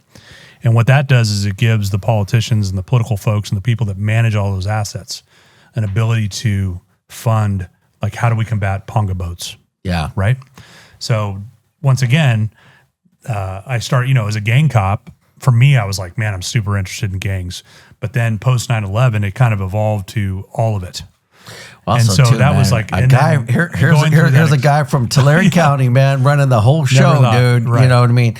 And I can tell you this: every time I would see you get promoted, or any time I would see you doing big shit, I could honestly tell you, man, I was very proud. I'm proud of you today, man, and I'm proud of what you're still doing. But it's a big deal, some of the stuff that you were doing, because this is affecting 40 million people, everybody, man. And and I took that very seriously. Man. That position you got to, man, and networking, human networking, right? Learning about people and just supporting everybody, right? Like, what's your needs? What are your pain points? How do we help you? And then having that exposure to the high side, looking at, and then the politics involved, that was just terrible. Oh yeah, dude. Well, I was going to say, the minute you get congressmen or senators involved, dude, we're off in a shit show, dude. But it ended up, I ended up being the chair of all 6 fusion centers in the state at that time.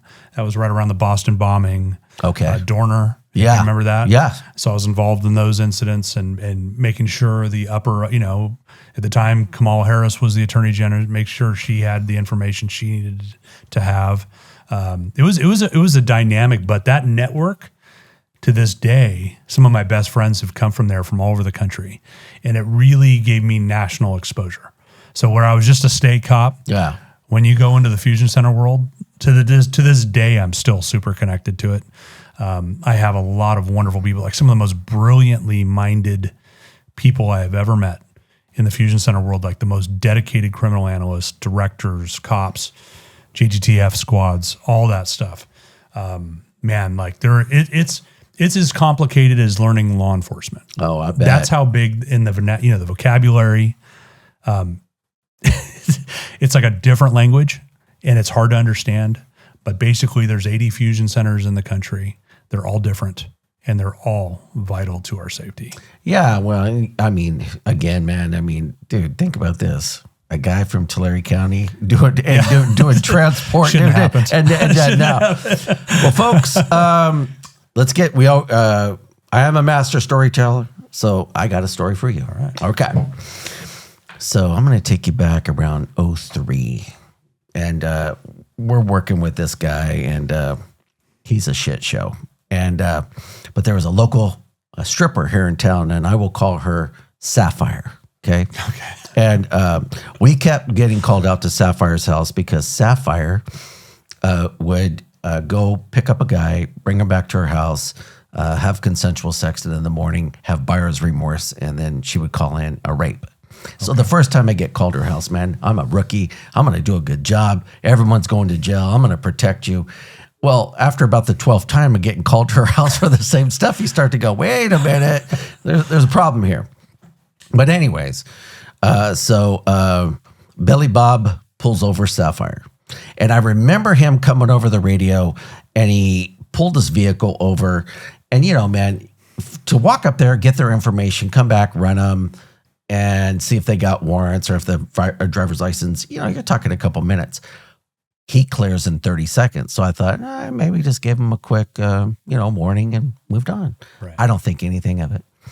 1 hour later, my boss, who I'll call Frank calls me and he says, get your ass over here to this apartment complex right over here by Home Depot. And I'm like, what's going on? He goes, I'll tell you when you get here, haul ass. So, man, I pull up. Well, Sapphire's car, this apartment complex, there's a big rock that separates the entrance and the exit. And her car is high-sided on this rock. And he's like, I want that car towed. I want you to do her for DUI. Finally, a DUI officer gets there. He starts evaluating her for DUI. I get the tow truck coming. But then a weird thing happens. Frank looks at this group of people. They look at me and they go, and I realize he's doing field show-ups with cops to figure out who was involved.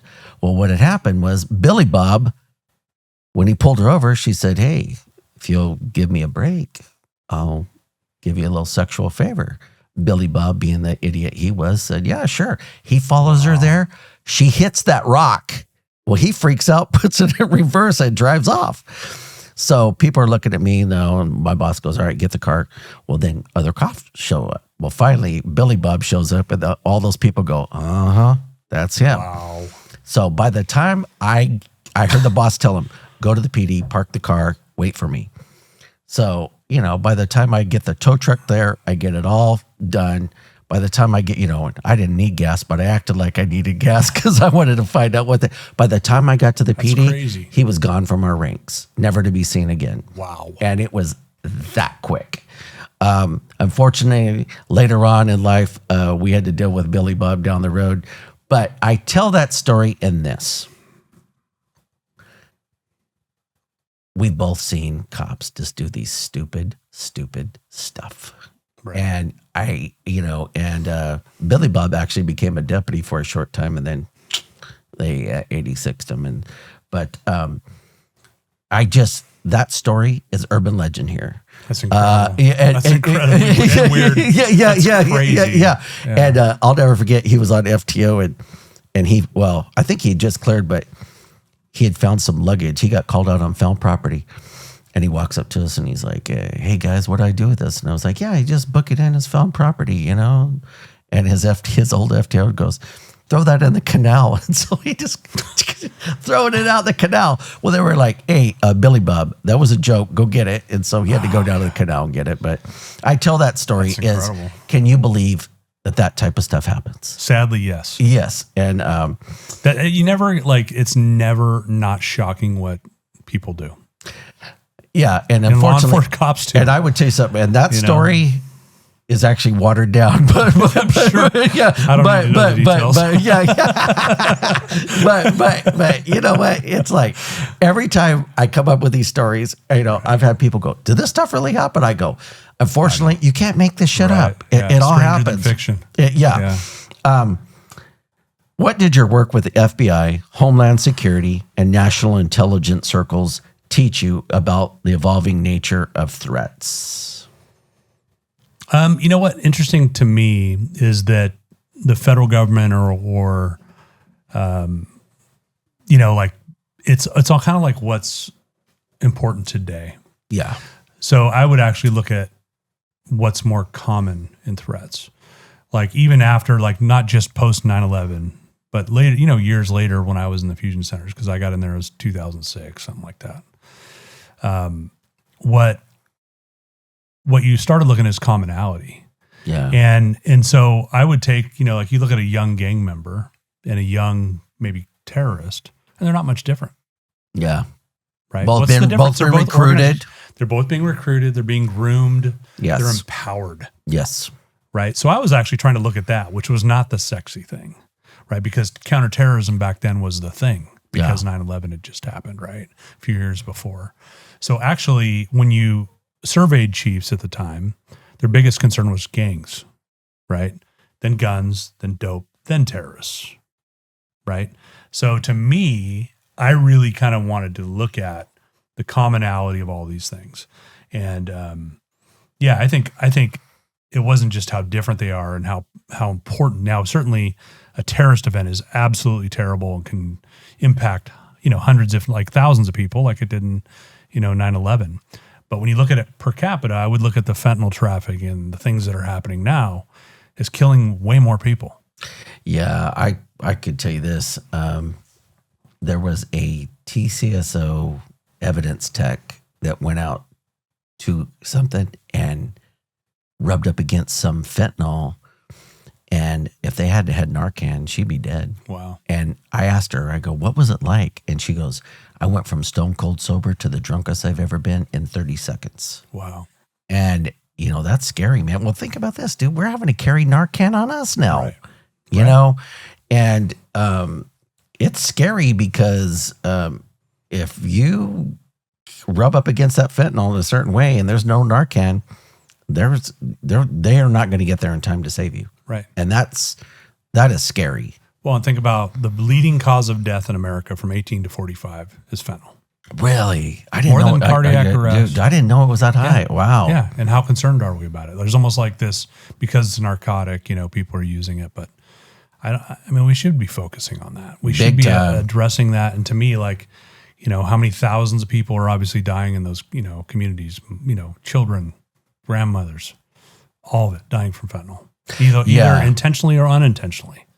I would tell you this, when I was with Amtrak, I got sent up to Seattle, and you know how they'll like pass out, but like standing up and like the body's all contorted. And I mean, I remember going, man, dude, and this is a major city in the United States, we're not taking care of those people. And we are not. And, you just look at that and I just think in my mind, dude, something's got to be done. Right. And I mean, and I know that it's like the most vulnerable people are becoming more vulnerable by the policies that are out there.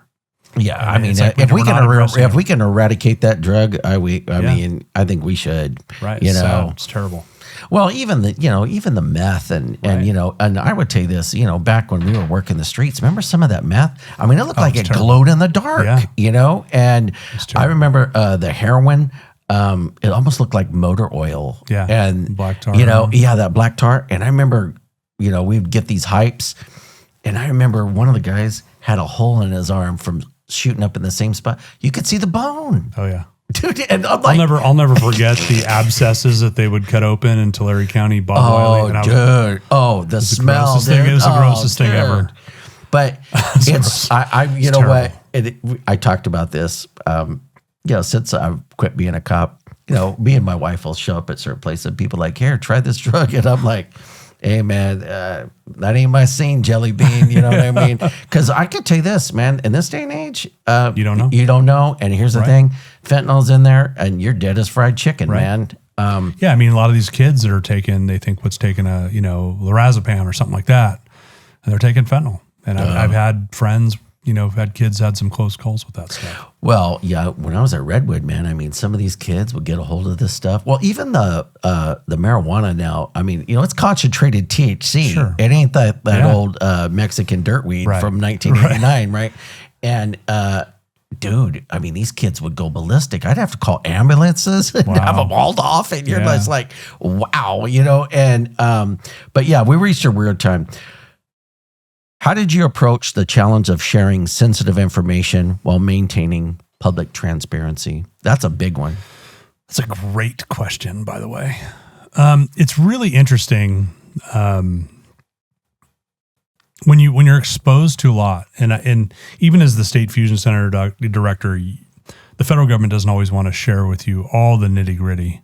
Right. Like in some of it, you have to have different types of facilities.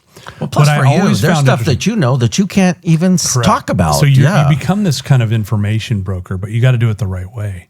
Because what I will tell you, and that cops actually don't know this unless they're exposed to this world, a lot of times the law enforcement sensitive stuff is actually more sensitive than classified stuff. Wow.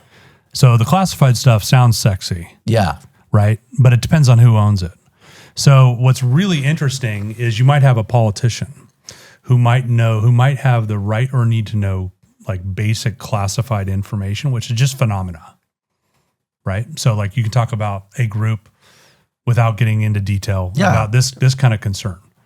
What they have absolutely no right to know is that we're doing a search warrant tomorrow. Yes. Yeah. Because it can compromise. And so you learn how to talk with a lot of intentionality, and when you're in those worlds, a lot of times you talk in almost like, it's not riddles, but like, hey, this is happening here, because you can't talk about things like that unless you're in a very specific type of facility, and sometimes even a SCIF, a secret compartmented information facility, which is very regulated. And so that's weird. And then, it was interesting because my wife for a long time has no idea, right? Like exposure to, and she thought I was just out like, what's this intel stuff? And then one time she heard something and she was like, holy shit. And it wasn't from me. Yeah. Right. She was just happened to be at something where someone was talking, and she was like absolutely blown away. I'm like, honey, it's a big deal.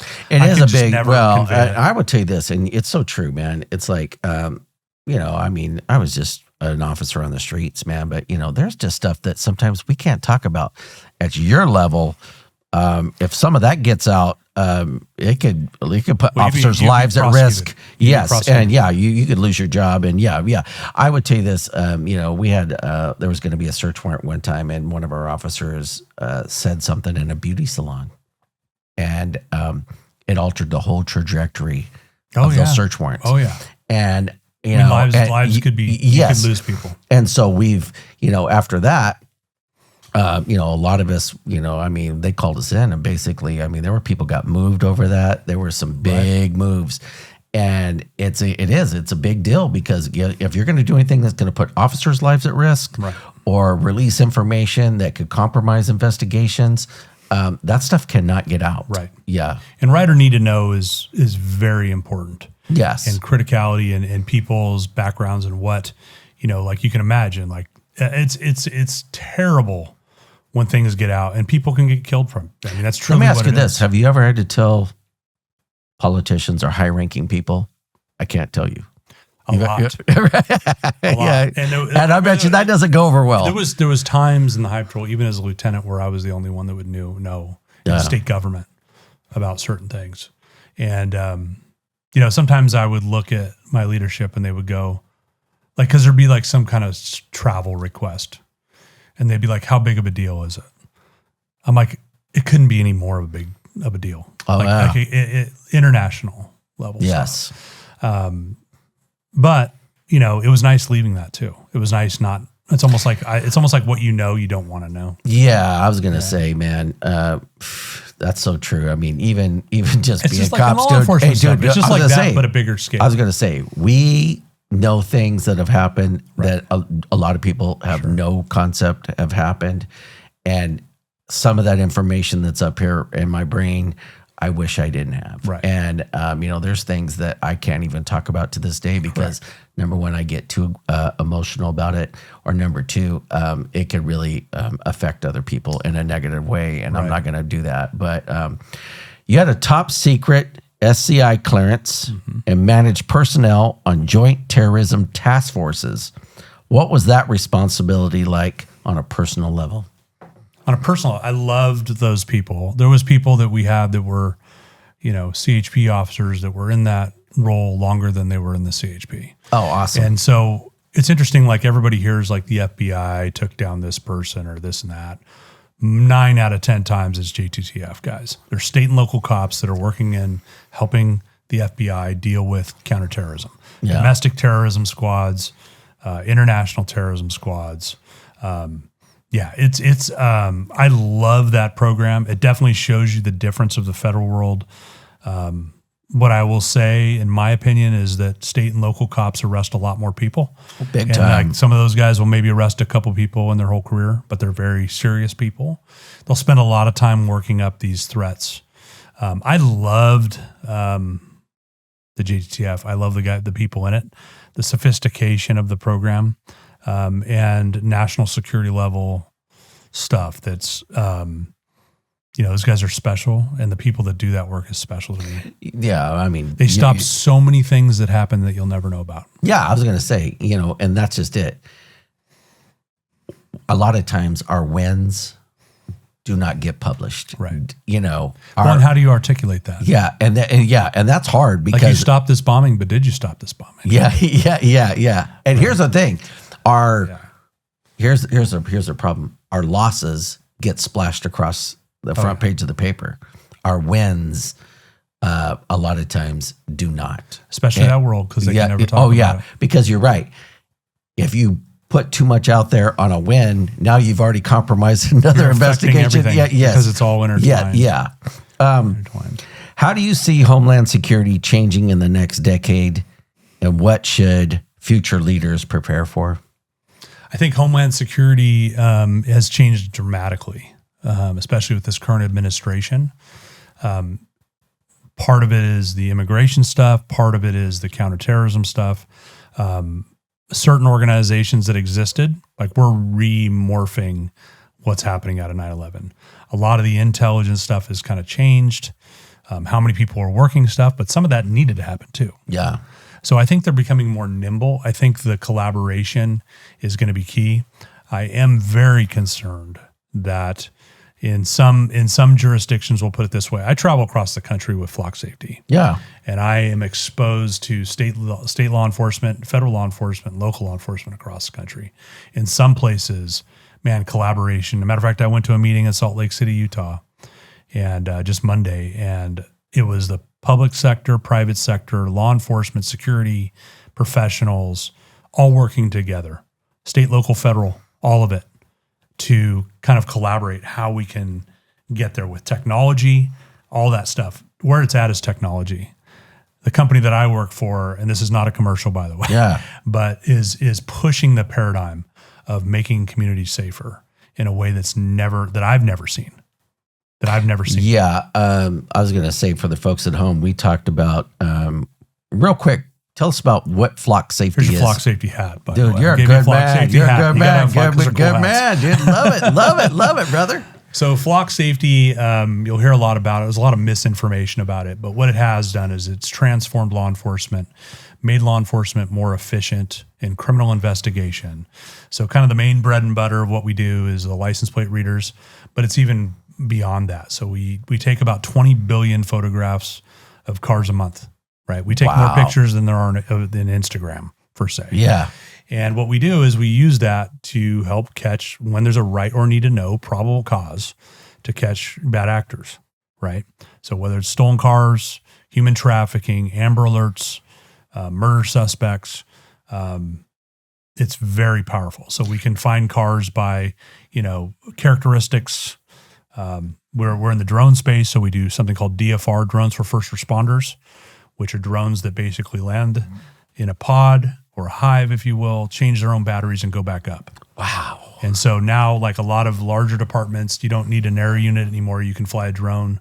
The sheriff's office is going to be flying drones on their substations. This is Cyberdyne Systems. You know what I mean? I would say this. He told me, for the folks at home, he said that they had an Amber Alert, and because of the surveillance, they cracked an Amber Alert in 18 minutes. Dude, that is so I go back. I was over the Amber Alert shit, program dude. As one of the things, many things that I was over before I retired, and I came back with flock safety and helped CHP resolve an Amber Alert, recover the child in 10 minutes in Southern California from Sacramento. And I love that. It was one of the engineers I work with. It wasn't me. I'm no techie myself, but he's incredible. You've been deeply involved in conflict resolution and negotiation training. How did that academic background influence your leadership style? Well, I think law enforcement is all conflict resolution. There's not one thing that we do is not. So that's really why, after my bachelor's degree, I was like, I'm already going to school. I want to learn about not just because, like criminal organizations, but I wanted to look at micro and macro level conflict, whether it was international, like I just geek out on this stuff. Yeah. It's just stuff that I'm super into, whether it's personnel conflict, how humans act, right? Whether it's gang on gang conflict. Yeah. And so, conflict resolution. So and then I started teaching like how to deal with difficult employees too. So I taught at the CHP Academy, mostly we called it middle management training. And I taught 10 years in that because they had a conflict resolution class, and I go, you went to grad school for this, you're teaching this. So Yeah. I ended up teaching that, and I really enjoyed it. And what I did is I would take new managers and put them in the most awkward situations. And they were actually real stories of the hive troll, but they would be like just terrible situations. Like, you're a new lieutenant, your first day, this person's sleeping with this person. Yeah. There's an EEO, and then I would make all this, and they would have to be actors. And so we'd have like these new managers and put them in these terrible, untenable situations and make it super awkward. Yeah. You know, and even do role playing. Like, how do you get out of this? What could we have done better? And, you know, it's 5 o'clock on a Friday and this person walks in and gives you this amount of information, which you don't want to know. Right. Like, so all that. And so I really enjoy that. I'm not a natural teacher. I'm not a natural person to get up in front of a class, but I really like to give people like the tools, you know, like there are people, like we said, there's, you know, how do you support your people? Are you building trust? Yeah. And then there's the people that don't belong in this business. Big time, brother. You know, because they're gonna hurt the reputation of law enforcement. They're gonna hurt themselves and they're gonna hurt others. Right? Those people you got to address. And I'm like, sometimes we need to fire people. And I know that's not the best case scenario, but sometimes we do.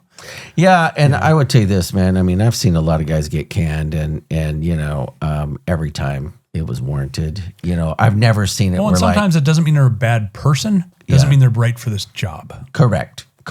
And you know what? Back when I was a field training officer, I did tell some new cops, you're a great dude.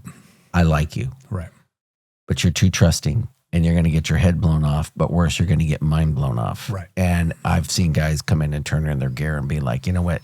And you know, this job is really not what we think it is. You can watch it on TV, you can read it in the newspaper, but I can guarantee this: when you're out here doing it, it's a whole different beast than what you truly think it is. Yeah. And it's consuming, and it does eat people. It does. Like, you know, I was talking about this yesterday. It's funny. All the people that I work with in Flock, my team is primarily all former law enforcement.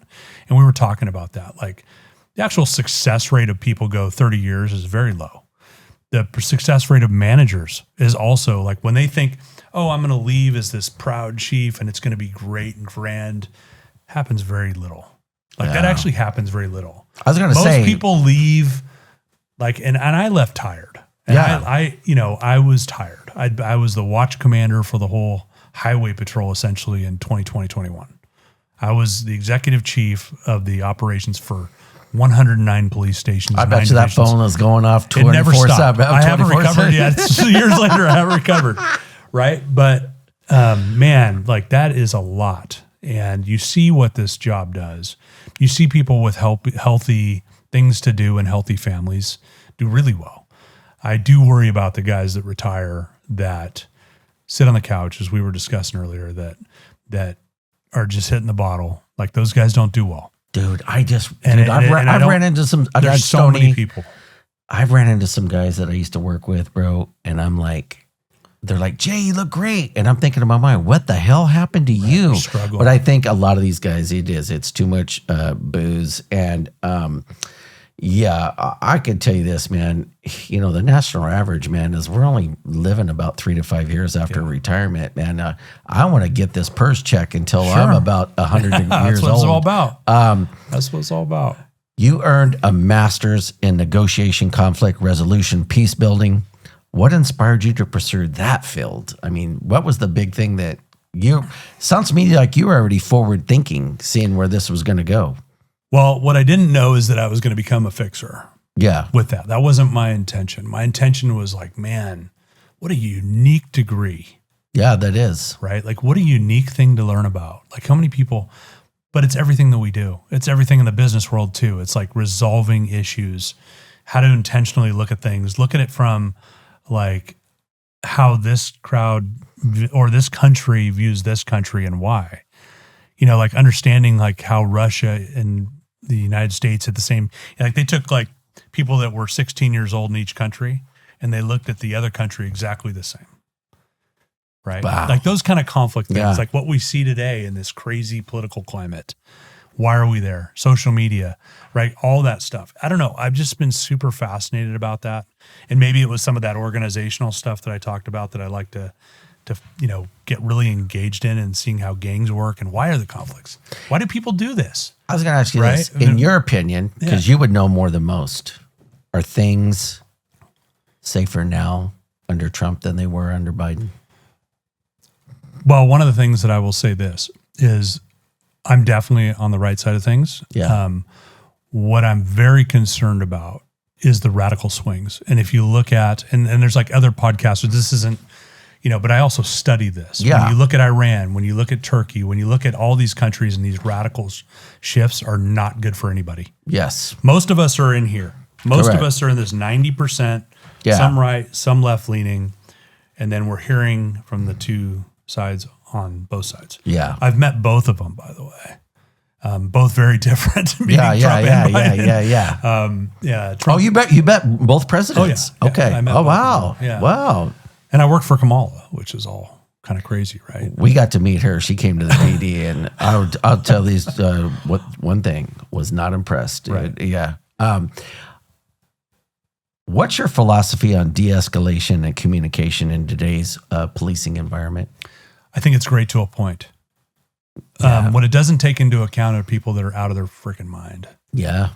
Right. You get a true person who's psychotic, a person who's in some kind of drug-induced psychosis, whatever. Like, you can try to talk them down, and you should use that as a step.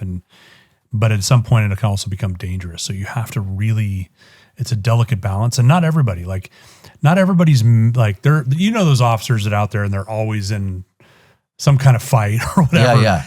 And then there's some people like Dominic, for example, that can talk anybody into anything. Right. Yeah. Like, it just like has that calm demeanor. He does. And you know what? A lot of people that were sideways would listen to him. And I think with him too, I mean, dude, that's a big man. Sure. And I think people looked at him in a certain way. Me, I was the velociraptor, right? and so, you know what I mean? And that was my gift. Right. Because I didn't want to go take the report because somebody's car got vandalized. I want the 4 gangsters in the car with the AK-47s that don't want to give up. Right. That's what I want to do. Right. And that was my gift because I don't know what it was. And you were the same. Felix was the same.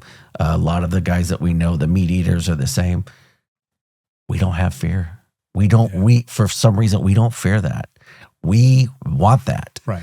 And that's what made us, I think, better cops than most. Because there's a lot of guys, and I've seen, and we've both worked for people. Oh, they wouldn't touch that. They don't want that. They're like, hey, dude, I'm going to go over here and take this 180 because this car needs to be towed while you guys go over there and get, public enemy number 1. But you're right. It's a team effort, but we all got to stay in our lanes and do our things. And, but I can tell you this, de-escalation. I've often said this, hey, let's try, because we say we at least we could say we tried. Right. Right. But, I remember we were out on something, a guy was waving around a shotgun, and they were telling him, hey, do not raise that shotgun at us. Cause he was what, and finally he did. And, one of the guys on the Bearcat, you just heard one round from that 308 and it was over. Well, and it's just one of those things that does work and it doesn't work. Correct. I mean, and again, I think especially now, everything's being filmed and, hey, yes, I want to say that, hey, you know what? We tried. Right. But, there comes a point in time, if you're going to point a gun at cops, you should expect to get shot. Of course. You know what I mean? Yeah. You helped develop Not One More Suicide training. Can you share how that came about and what it means to you? This is near and dear to me. I lost my sister to suicide, so I'm a little sensitive about this, and I love to hear this type of stuff. Yeah, so a certain period of time, and I don't know exactly what the year was. I'm getting older, Jay, but we had lost a number. We had a cluster of suicides, 14 that I know of. Wow. In the California Highway Patrol. And I can't tell you how many I've actually been to, and including a murder-suicide.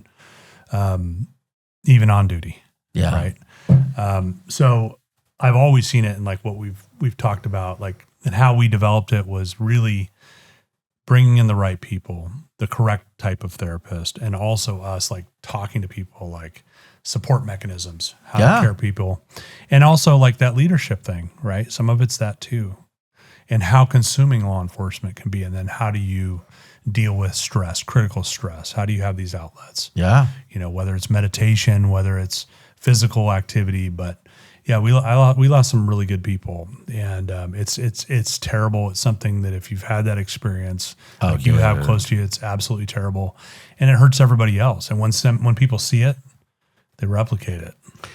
Yeah, I would tell you this, man. I'm writing a book right now, and I just wrote this chapter about that part of my life, dude. And that just hit me right where I live and breathe, brother. Yeah, and man, and I mean, like Daniel's episode, I mean, when he was going through his stuff, man, we all thought, there was serious talk, like we were going to show up one day and he was going to be dead, and so anything that can help the guys, man, I am so for, because again, I think what guys are apprehensive to talk, big time. And I think it's like, I would always tell these teams, like these, and sometimes they're really good cops. Like, it's not because they were just, off the deep end and struggling, just period. Sometimes people you wouldn't expect. Oh, yeah. And you got to be your brother's keeper, and you got to take care. And I can tell you that I've had some close calls with friends where I've stopped them. Yeah. You know what I mean? And you need to be available. Like, I don't care. You can call me 24 hours. If I know you and you're a friend of mine, you know where my number is. Yeah. I'm there for you 24 hours a day. I would take this, man. And I think that is important. And then, not only that, but creating that culture of that. I would take this, man. There's a guy at VPD, dude. He told me, dude, he's like, I've put my gun in my mouth multiple times. And I never did that. But see, I think for me, man, my weapon was humor. I could laugh at like the worst shit. Cops have terrible we do. That's the best. But it was my weapon. And I think too many guys, they internalize the shit too much. And, I used to tell people, man, there's only so much we can control. Right. And whether somebody lived or died, we did our best. Sometimes this is just the nature of the beast, and we cannot control everything. But I would see deaths, man, hit some people like a wave. And I would say this to these guys, hey, brother, I feel like you do, but we've got to put this behind us. We've got to move on. And it was easy for me, and I don't know where it come from, but I think it was my humor. But man, dude, there were some dudes, man, that went dark. Yeah. And that is really the guys that I think could benefit from this. But you're right. Then people are very skeptical of saying, hey, I need to see a psychologist, because now there's this negative connotation. You can't handle the job anymore. And it's like, hey, man, like I said, and I've said this in prior podcasts, I think there should be a psychologist at the PD full time, dude. I don't disagree. I think critical incident stress debriefings, like they didn't have those when we started. Oh yeah, those are huge, because what happens a lot, and not just because my parents are shrinks, but it's true. Like people that go through these critical incidents, you have these like closed loops. Like you're like, what happened here? Why? And then you'll get upset about, because did I miss something? Yeah. Did I do something that I didn't think I did? And then bringing everybody together sometimes is super powerful, because it allows people to bring it down.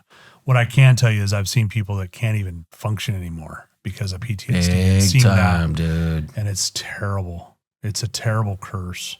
That's the best way I've heard it put. It's a curse, and I feel deeply for those people. I do too, dude. And professional help is important. Unfortunately for me, I'm reluctant to therapists because my parents are shrinks, right? Yeah, like I hear a shrink talk, and I'm like, I got to get out of here. Well, you know what's so funny? It's so funny.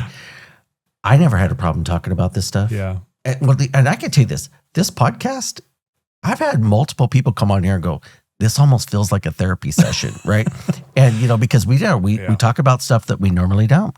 Right. And I've told people, I'm like, dude, I just had an ex-wife of a cop hit me up on Facebook and said that this stuff is healing for her. That's amazing. Dude, that is awesome. That's amazing. What do you wish every young officer knew about emotional survival in this career? Another great question. I think young officers coming on need to learn how to have healthy outlets. Yeah. And although this job's consuming and can spit people out in no time, no matter how good intention, you can do everything right and be fine in this job. You need to learn how to have to take care of your family, Yep. right? Have some kind of spiritual path. Yeah. It's tremendously important. A higher power, Yeah. right? In whatever fashion that is for you. And then to trust on people that have maybe been there. Yeah. You know what I mean? If you go through something like what you're experiencing is not unusual. It's a normal experience to somebody who's experienced something unnormal.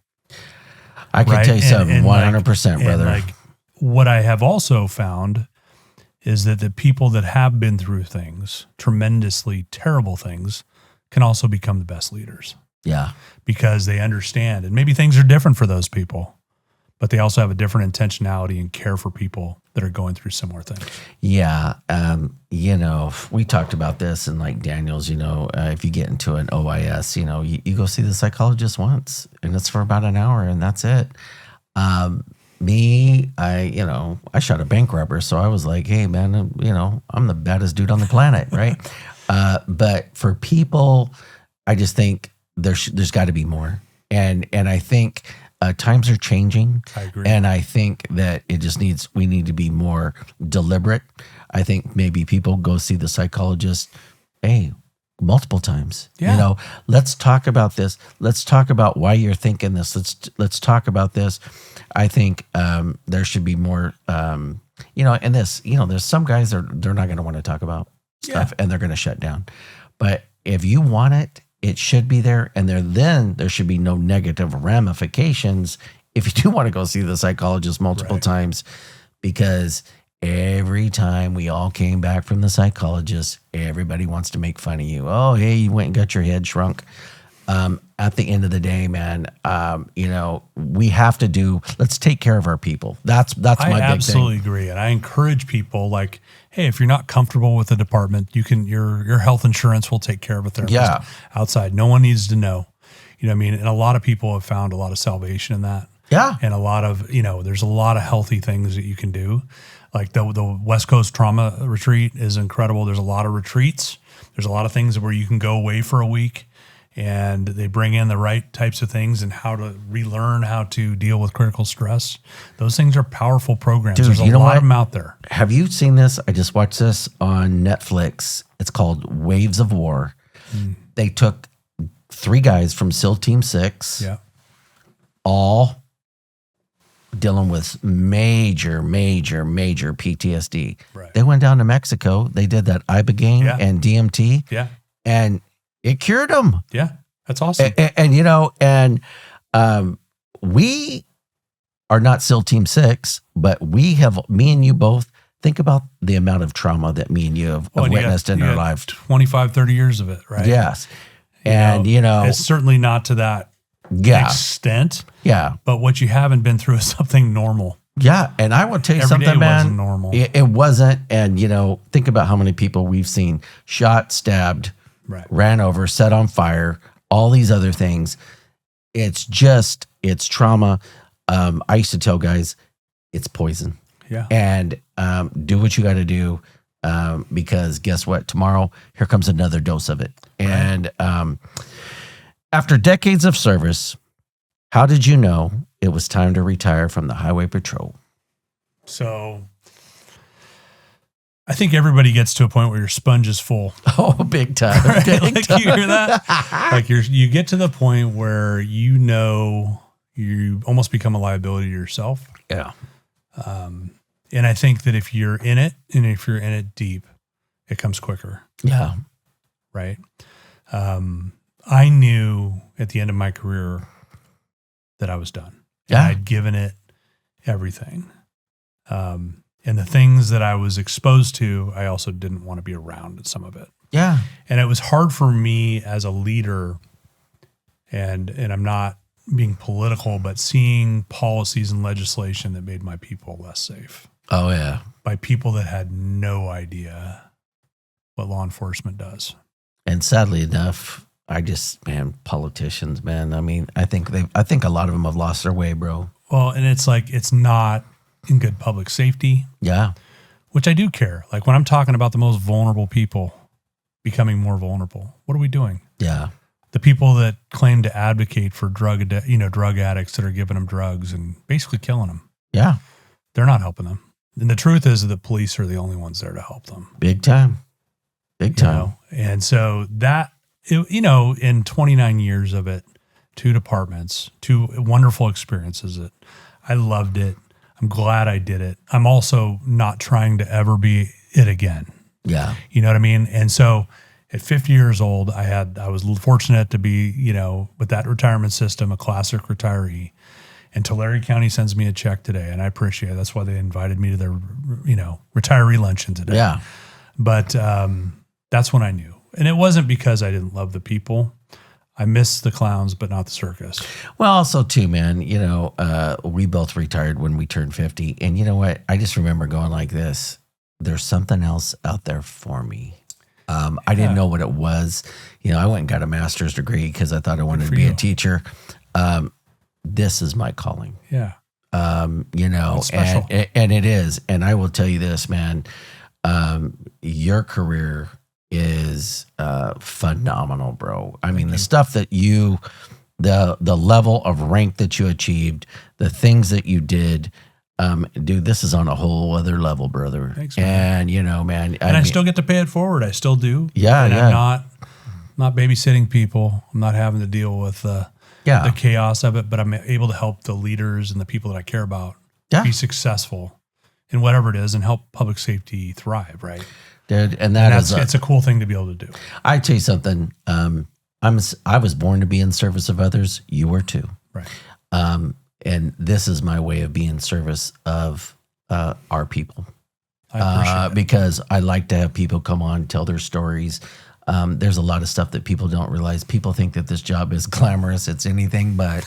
And the people that did it and did it for long periods of time, they have my utmost respect because, the national average, bro, is only 10% of a police academy makes it to retirement. Yeah. I've got to believe the highway patrol is probably a little higher than that. I think it's changed. But like when you see people that have gone their whole career, right? Like people that go their full career, have full pension benefit is extremely low now. Like most people, I've met so many people that left after the George Floyd period, like 7 years, they're in different, like I'm out of law enforcement, I'm moving out of this state, whatever. Yeah.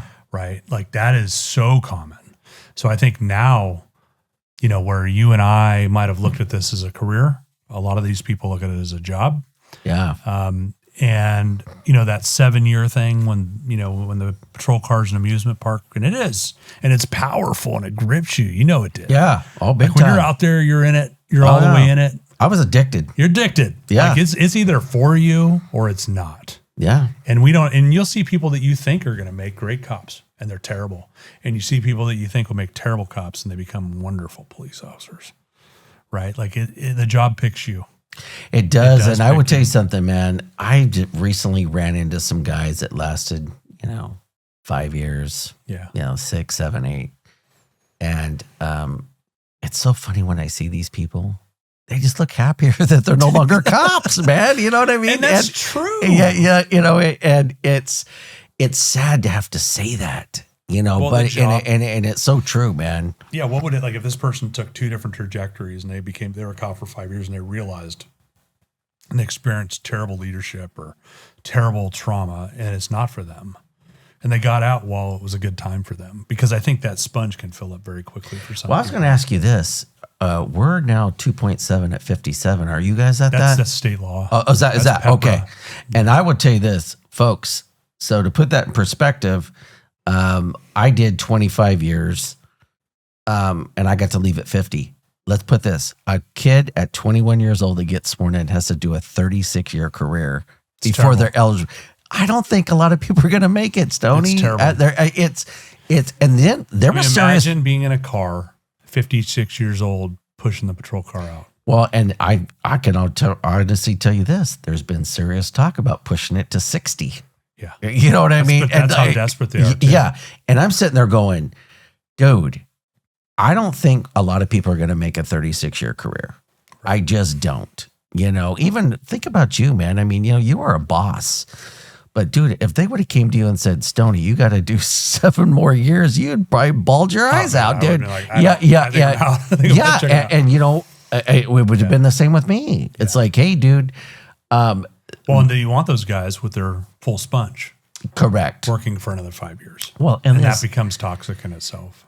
and how, I mean, I think What's too, your quality of life going to be after that? dude, big time. Right. How about this? A 56-year-old guy or 57-year-old guy out there trying to fight some 25-year-old gangster on methamphetamine who's been pumping iron, and you got this old man who's just worn out from working the road or Tired. patrol.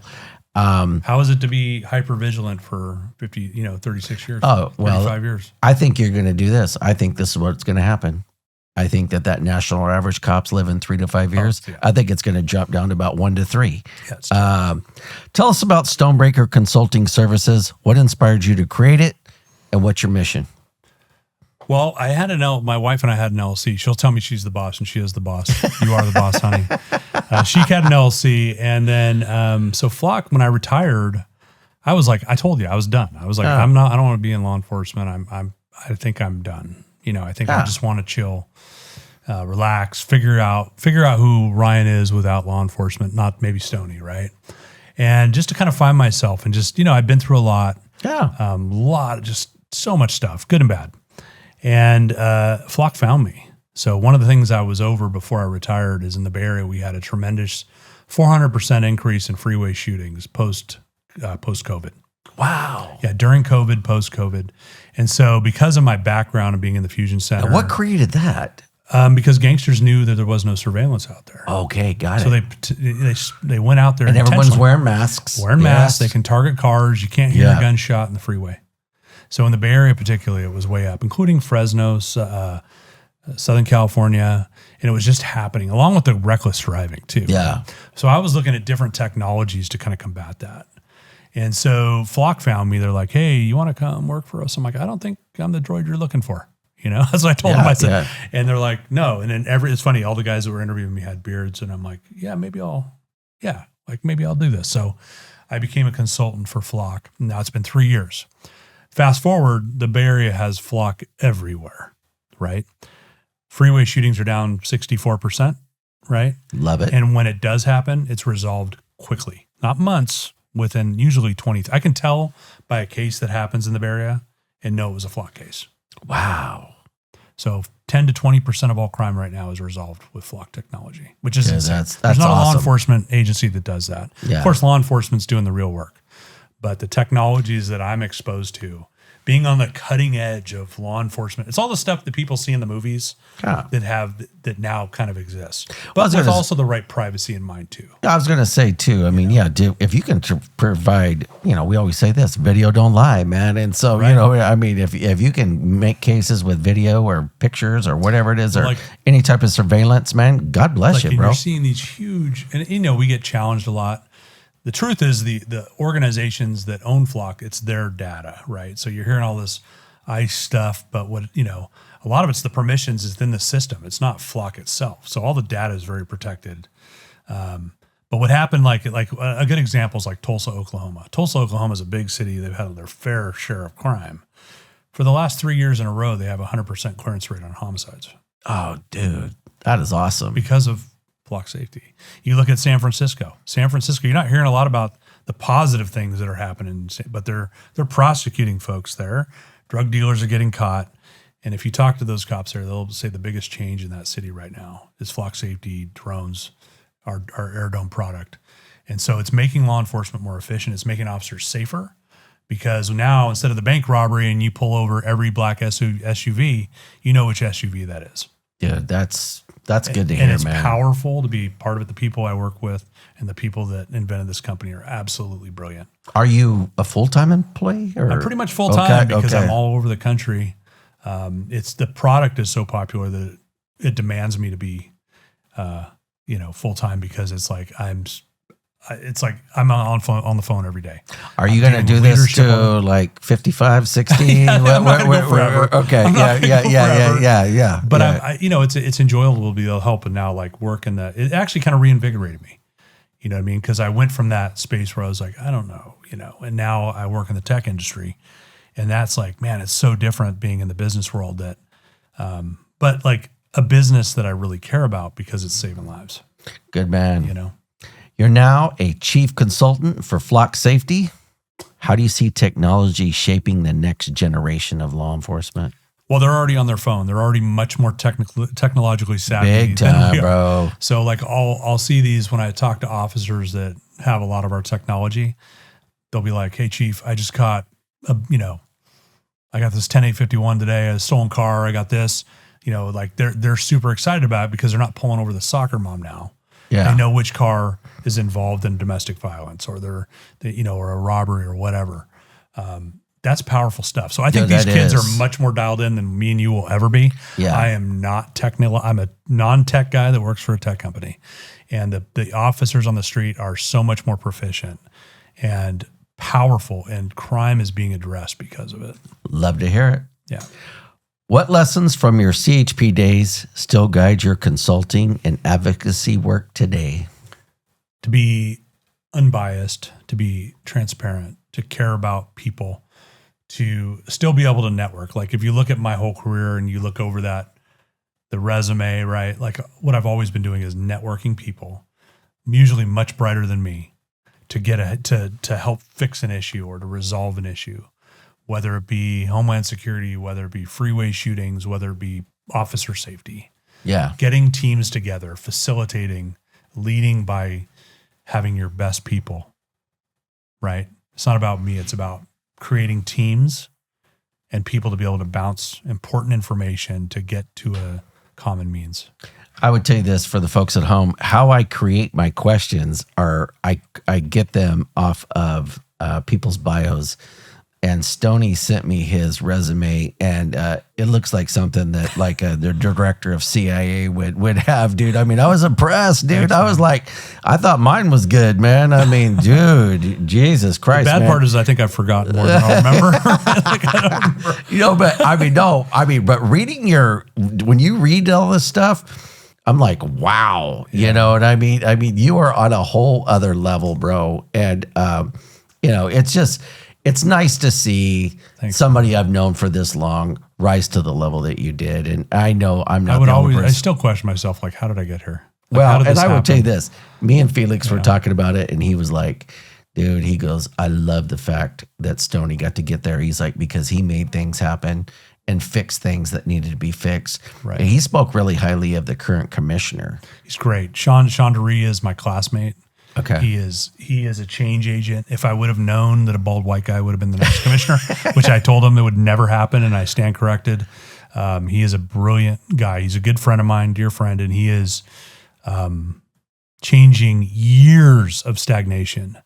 And I'm so proud of him. And it's nice because I get to see him in my current role, and I get to help from the tech side, them dealing with their issues. Man, he's the first riding commissioner since the 30s, I think. Oh, wow. He rides a motor. Oh, wow. He goes back to police week and rides with the guys, and he's out there, man. And I hope he does it for a while because they need his leadership. The state is in great hands with him. And I'm not just, blowing smoke up his skirt. Like no. I am not a political, I'm an operations guy. He is all of it. He's all of it. And well, I would tell you this, if I hear it from you or, people like you and Felix, who I have a lot of respect for, that's all I need to know. And more importantly, he's a good man. Yeah. He's just a good person, who genuinely, earnestly cares. Love it. It's weird to think he worked for me for a little while. I told him when he was a captain and I was assistant chief, I said, I'll be your driver someday. I'm not as smart as you. You're a good man. So. How do you balance life after service, mentally, emotionally, spiritually, after so many years in command? I like to do a lot of things. I'm probably a little busier than I should be. I think I got to check in on myself and, others too. I think you got to have, I love to work out. I spend a lot of time in the gym. You still look like you're in good shape. I still work out. I do everything from yoga. I think,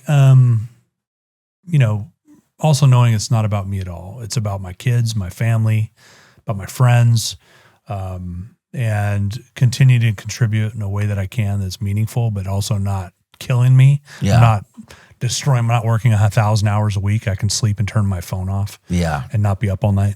Right? Yeah. Well, yeah, your last thing, man, being a watch commander for the whole state, I bet you that was brutal. and And whoever's phone in that going off job at 2 or 3 in the morning all the time. So that's really it. I think having a healthy lifestyle, right? Not just like I'm not a drinker. Yeah. I do a little bit of work because it's part of my job, but I'm not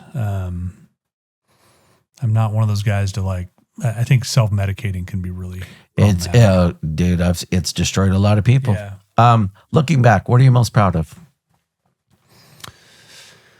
Man, I'm most proud of once again, like I did a lot of SRT work and a lot of very volatile situations, the campfire, not just civil unrest, making sure that not one person, I mean, I had people that were hurt, but none of them were severely hurt. And we could have had multiple fatalities and some of that stuff. I mean, when I went to the campfire, I didn't know if we were coming back. Oh, wow. That's how intense it was. Oh, yeah. And I had guys, and when you're in leadership mode and you're like, man, I'm sending guys into death's door and making sure they get out is a big deal. That is a big deal.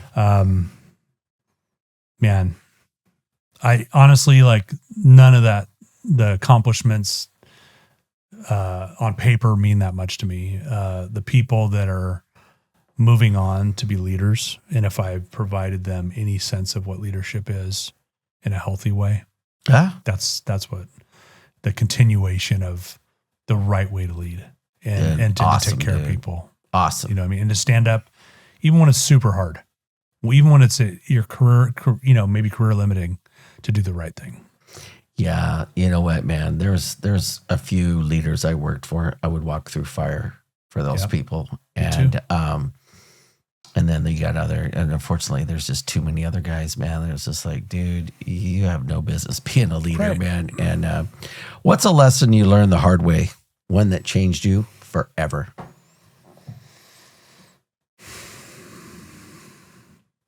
Man, the hard way. Gosh. Did you ever have a time when like you thought you were going to get canned? Oh yeah. Okay. I think a lot. I think in the Fusion Center, like going through that, I was very vocal. Like my current, and I love this guy to this day, but the guy who was over me at the time, maybe even over my direct boss, right, was very conflict averse. And one of the things in conflict resolution is sometimes to start conflict. Yeah. Sometimes there's constructive conflict. Wow. Right? Sometimes things need to be painful to make them better. And I'm not talking about how you treat people. I'm talking about standing up for yourself. Yeah. Dude, I've often said this. Sometimes the only way to get your boss's respect is to defy him. And the thing I kind of mentioned earlier, obviously, not only, it was outside subterfuge. Yeah. I uncovered it all. It was challenging people, it definitely impacted organizations, large organizations and people.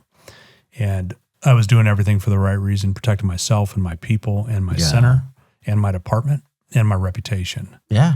And that was tough. Oh, that was tough. Well, yeah. Because I felt like I was out. I was going to say, when you get to the level that you're at, man, that's slippery slope, bro. And the wind can blow a certain way, and you're out. Well, and you're vulnerable. Yeah, right? yes. You're super vulnerable by just being there. Yeah. So you can see why some leaders become very insular. Yeah. Because they're sued all the time, or they're, or people literally, there are people that go after those people in power where they're envy. It happens in not just law enforcement, military, it happens a lot. Big time. They go after people. And they're sacrificial, and it's terrible. Yeah, you see a 4-star, 3-star general getting fired. I mean, that's a big deal, man. Well, and they look at a police chief. Like you can be a police chief. I mean, how long does the Oakland police chief last this time, right? Like it happens all the time. Yeah, I could tell you this, man. You see those big cities, and you're right, man. Chiefs don't stick around. It's not always their fault. 3, 4, 5 years, and you're right, man. If the political weather blows a certain way. Well, and I said this, we're all one call away from getting fired. And I can only imagine the higher you go, it gets worse and worse. You're so and worse vulnerable. and worse. And then you're around like, you know, in the California High Patrol, there's a lot of chiefs. Am I like the same as them? You know what I mean? But then you're advocating. And sometimes I would be, you know, and I'm unconventional, right? Like I'm different. I mean, we're all different, right? But sometimes I'd be like, that is the exact opposite of what I would do. Yeah. And so then you're like, how many other people there? Well, there aren't any people like me. Yeah. You know? Well, you know what, man, dude, I love to hear that you're advocating for your people.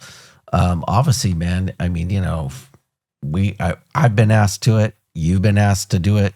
We've been asked to fall on our swords. And that's scary. Yeah. You know what I mean? Because if it goes the wrong way, and I've seen a lot of guys that fell on their swords and it was fatal. Yeah. And they're gone. Oh, yeah. And you've been recognized by governors, attorney general, and even the FBI. But what moment of quiet leadership means the most to you personally? What moment of quiet leadership? If you look right now on the one thing that just sticks out in your career that this is me in a nutshell, what would it be? The term would like I've always tried, like I said, once tried not to make it about me. So it's hard for me to say that. Yeah. I think leading as a servant leader. Yeah. Right. And you hear that a lot, but I mean it. Yeah, I know. I can tell. I mean it. Like, I don't care if it's a pursuit. I don't care if it's a snowstorm. Being one of the people and not leading from the abyss. Yeah. There was a certain protest, we'll say, that went really bad. And I was at another agency, and I won't identify the agency, but they're, you know, this captain, she was like, CHP, CHP. And I looked at her and I go, I'm a fucking chief. Where's yours? This is your city. Right? Good for you, man. I love to hear this. So man. That kind of stuff, not just for the city's sake, but like, I'm tired of, yeah, I understand. Like, you need to have some people in the command post counting beans and looking at strategy, but you can't really do the job unless you're there. I've often said this too, man. And, you know, you got to do this all over the country, man. But, dude, you get east of the Mississippi, dude, law enforcement changes. Oh, yeah. Dude, dude. Hey, I would tell you this, man. I was in New Orleans, bro. Oh, it's different. Dude, you get down south, law enforcement. Hey, I was at Mardi Gras. Yeah. And I was on a street, man, with 20,000 people. And if 20,000 people want to go that way, you're going that way, whether you want to or not. But, dude, I saw these cops drive down a street packed with people, 20 miles an hour. If you got out of the way, great. If you didn't, you got hit. Hey, trample people with horses. Oh, yeah. Dude, we would not do that in California. No, the stuff that they do routinely, we would get terminated. I was going to say, California law enforcement, for the folks at home, we are considered the cream of the crop. And then it kind of works its way, starts heading east. But yeah, we are the leaders of law enforcement. Well, when we were little kids, LAPD was the gold standard of law enforcement. Right. How do you define peace now after a career in conflict and crisis? Peace for me is being out in the mountains. Like, good man. That's my cathedral, right? It's not in a building. I'm a mountain guy. I love being out in the woods, even if I'm not doing anything. Yeah. And there's something physiological about being in nature that just kind of brings you down. And so peace with my family. I'm taking care of my father too. My kids, making sure they're healthy. But I'm totally good with being alone in the woods. Like, to me, that is, like, I'm not looking for attention. I'm not looking for drama. I'm not looking for any of that. Yeah. But being at peace with myself, being at peace for what I've done, including owning the mistakes. And also, I think, like, another thing that I like, what I love that you've done is the redemption aspect. Big Talking time. to people that have had challenges. Like, we're so easy to dismiss those people. And I feel for those people too. Me too. A lot of them are not healthy or whatever. And I'm open to it. Like, I'll see friends and just, I don't know. Peace to me is all that. having a healthy life, understanding that you lived in chaos, but then being at peace with that. Yeah. And, man, me and you are two anomalies, bro. I mean, I didn't rise to the level you did. I was overqualified for that stuff, but of course you were. Yes, you were. You know what I mean? Smarter than me. Yeah. But I will tell you this: I have a lot of pride that I lasted for 25 years because so many people didn't. Yeah, that's what's not talked about. And you're right, man. I mean, some of these people that come on or here, medicals, man, or guys that get hurt like early on, and then like didn't get to finish their dream job. Dude, we were just talking about one of our guys. He was like 1 year from retiring. Dude, he's on 198, working a wreck. A guy's got a trailer. Yeah. Some looky-loo comes along, hits that trailer. It pops up, hits him right here. Crushes his sinuses, and now he's dealing with all these medical issues. And it's sad, bro, because there's so many things, there's so many stories like that. I remember when the 2 hybrid patrolmen got killed up here, like Selma or something like that. Same stuff, man. We got lucky because this. You don't know. 1 second either way, bro. We would have been, right. There's a plaque on the wall saying Stoney used to be here, or J Mac was here. And we got lucky, bro. And, I mean, dude. Your exposure is so high. Well, and here's the thing about you, man. I mean, dude, you got to run with the Eagles, bro. And, man, I'm not impressed by much, but I'm impressed by you. Thanks, man. And, what advice would you give this next generation of law enforcement leaders? I think to make sure to be a true leader and not a manager. Big time. Like there's plenty of managers, right? And I was probably an average manager, but what I cared about is intentional leadership, making sure my people are safe, leading by example. And I'm certainly not perfect. I made errors along the way. We all do. We all do. I owned them. You know what I mean? But I think it's important not to make it about yourself. The chief does not, you're another police officer with some fancy things on your collar. Yeah. You're not that important. You're a communicator, and you got to be a bridge builder. Yeah. And you got to talk to people sometimes you don't care about, and you got to still bring up your people to a capable level so that they're safe, so that the community's safe. All those things. And then to go the extra mile and to truly care for your people, check in on people. Dude, I wish more bosses thought like you, bro. I mean, Like I hate that silence of people, how they get banished, man. Like the truth is they get banished and no one ever reaches out. I would tell you something, man. I'm sitting there, and as I'm looking at you and I'm talking to you and the things that you're saying, I'm just like, man, I wish every leader thought like you, bro. But we're dealing with people, and people are flawed. And I think some of these bosses, humans. We are humans, but I just think some of these people have forgot where they came from. And I would really like for people to listen to this podcast, especially if you're in leadership, and take care of your people, man, because there are people struggling that you don't know about. Have relationships with your people. I think some of the times I would see guys get promoted and there just became this fracture where they're here, we're here. There's no connection here. And when things would happen, we often said, if you're getting called to the boss's office, you either did something really good or something really bad. And it shouldn't be that way. You as a chief should have been able to call me and go, "Hey, Jay, come by." Me walk in your office. "Yeah, what's up, boss?" "Hey, man, just having a seat, man. How's things going?" Dude, that doesn't happen. Right. It's normally like. I would do that. Like, especially if some people were struggling. And sometimes I would be like, it's time for you to retire. Yeah. Like, because for their interest, although they probably despised it. It was one guy I told him, I said, "I love you as a person." I literally told him this. "I love you as a person. I hate you as an employee." I go, "You need to retire." Yeah. And he's bawling, and he was upset. And I go, "Look, dude, it's not because I don't care about you, because I do care about you. Yeah. And I care about the job."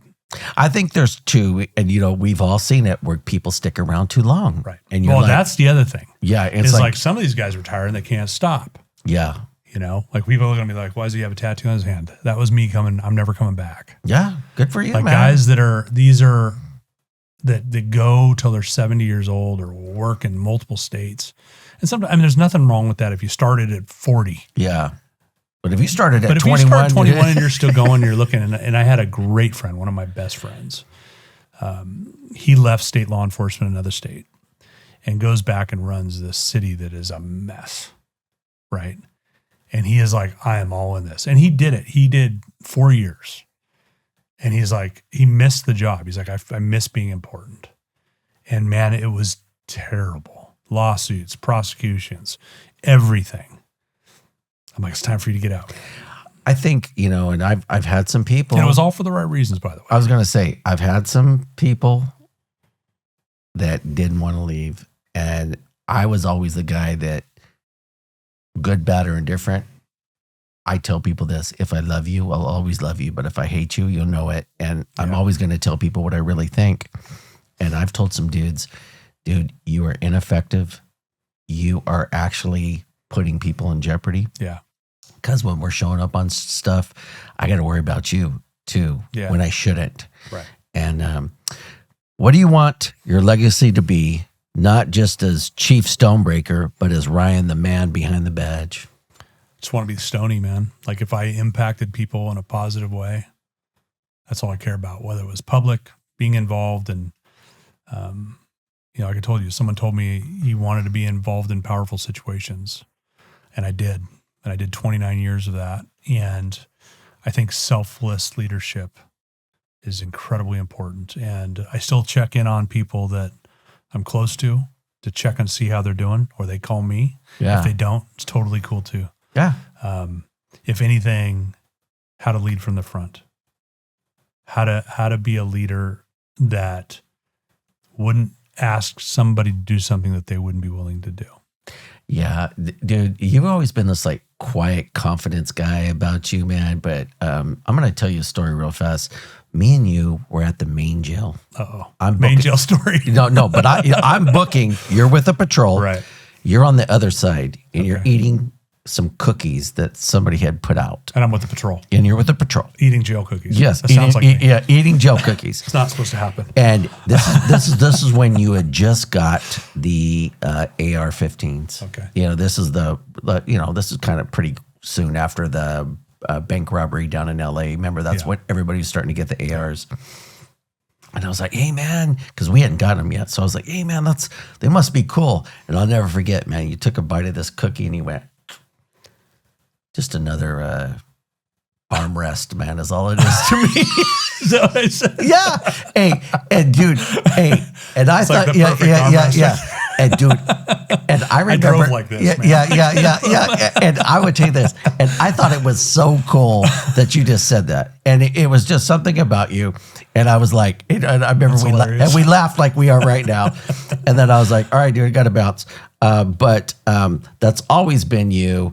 You were a phenomenal street cop, but then, man, once you got into leadership, I love to hear your perspective on this, because all too often we don't get to hear this. Yeah. And finally, when people hear the name Stoney, what do you want them to feel? Someone, once again, that it's not about, I think someone who's a nice person, maybe somebody who's humble, been through a lot, right? But I also care a lot. Yeah. And I care about, and that I care about the men and women that do the most important job there is. The most important job is the person in the black and white. Big time. Patrol. Yeah. The basic officer showing up to people that don't call 911 lightly, to the biggest experience of their life. Like, professionally, that's how I want people to think about me, is that I cared about those people the most. Good man. Good man. Well, brother, I hope you can, have continued success in whatever it is that you're going to do, because I know whatever it is that you do, it looks like whatever you touch turns to gold. I don't know about that. You know what I mean? Flock's doing all right. Flock's doing all right. Yeah. I'll leave you guys with a quote. To protect and serve isn't just a motto. It is a promise kept in the quiet hours when no one else is watching. I'd like to thank you guys for this episode.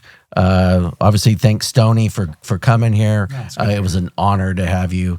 I don't know if I'll ever have somebody with your accolades, as high in the highway patrol that you got. 1 star or 2 stars? 2 star. 2 star, man. And but you're a stud. I wish you and your family nothing but continued Likewise. success. And folks, keep watching. This is episode 10, and next week we'll be taking off for Thanksgiving, and then the following week I'll have another one for you. Good luck, God bless, and Godspeed. Thank you.